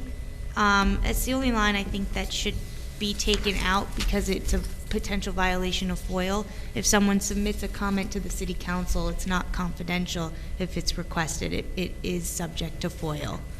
So I don't want to mislead anyone. It can be confidential in the fact that it doesn't have to be read at the meeting necessarily, but it's not confidential, and it is subject to FOIL. So I that was my only concern. Yeah. Just for the Justice, do you want to give a little overview of where we are with this, or what this is, for the benefit of anyone who might be listening in at this late hour? This late at night, I'll keep it quick. Yeah, no, we have had just public concern and discourse around potentially censoring public comment, and with public comment being one of the few opportunities or ways that people know how to engage with us at this time. We want to make sure that people are able to do so, and as a member of the public, I think it is important for, I think it is important for members of the public to be able to criticize our actions as a council, because the things that we do here in this room do impact their lives, and we want to make sure that it's happening in a way. Nobody wants to be criticized, but I don't think that we should be, as a council, putting up walls to protect ourselves from criticism. And so I think we just wanted to figure out a way to make sure that people, can be heard. And Molly, do you want to add on to? Yeah, I'll say, so some of the specific stuff, when we do talk about it, that we try to separate out elected officials from city employees and members of the public. There's an open question about actually the city administrator, because they sit at this table. Do we want to have a different set for bring them? it on. So that's something Please we could, bring it right, on. right now, he's a city employee, so he's someone you couldn't direct. So, and the main difference is direct criticism. So I feel as an elected official, as someone who sided with we need counsel. If someone wanted to bring that up in public comment, if I'm delaying a vote, then they should have the right to do that. Whereas if they wanted to make a comment about a city employee, I feel differently about that. So I think those are differences. And then we talked a little bit about public comments as well, and we reordered some things. And then I think we got a little bit into specific language about what people could bring up. So I think these are the best thoughts, both just so everyone knows that Justice and I met about it, and Paloma actually contributed some thoughts as well. So it's just our first stab at the next draft. So if anyone has comments on it, that would be appreciated. Okay. I honestly was going to get a chance to read tonight, and I didn't. So if we could take a look at it, I'm sure it's fine. The one request is, Drew, would you also send your comment in an email that would prompt us all to look at it again? Absolutely. That'd be great. And then I will forget it. Great. And should we bring it up the next workshop or the meeting next week? What makes more sense? I don't know. Is that, okay, let's just wait and do a workshop. Okay. All right, we're not going to have any major censorship or anything else between now and then, so. So the next meeting, people can say whatever they want. That's right. It's like no holds barred. Only about the city of But not about But don't cut me off. After 10 o'clock, you can say anything you want. Once So. we reach hour 4 of the meeting. Yeah. No holds barred. Unhinged. Do we need an executive session? I have an item that I've put off three times now because the meetings are going so long. I'll stay for it. So do you want to do it or not? I'm awake. All right, for I'm here. what item? I'm looking for It's for real estate. so a motion to go in executive session and then to Ben, immediately if you adjourn. can cue up my PowerPoint. Regarding real estate. Motion to go into executive session for real estate and then immediately adjourn this meeting? Or do we have to do that because we're not public? Yes, immediately adjourn and for no further business after the executive session. No matter what. No matter what. Okay. Second. All right. All in favor, aye. Aye. All right. Record.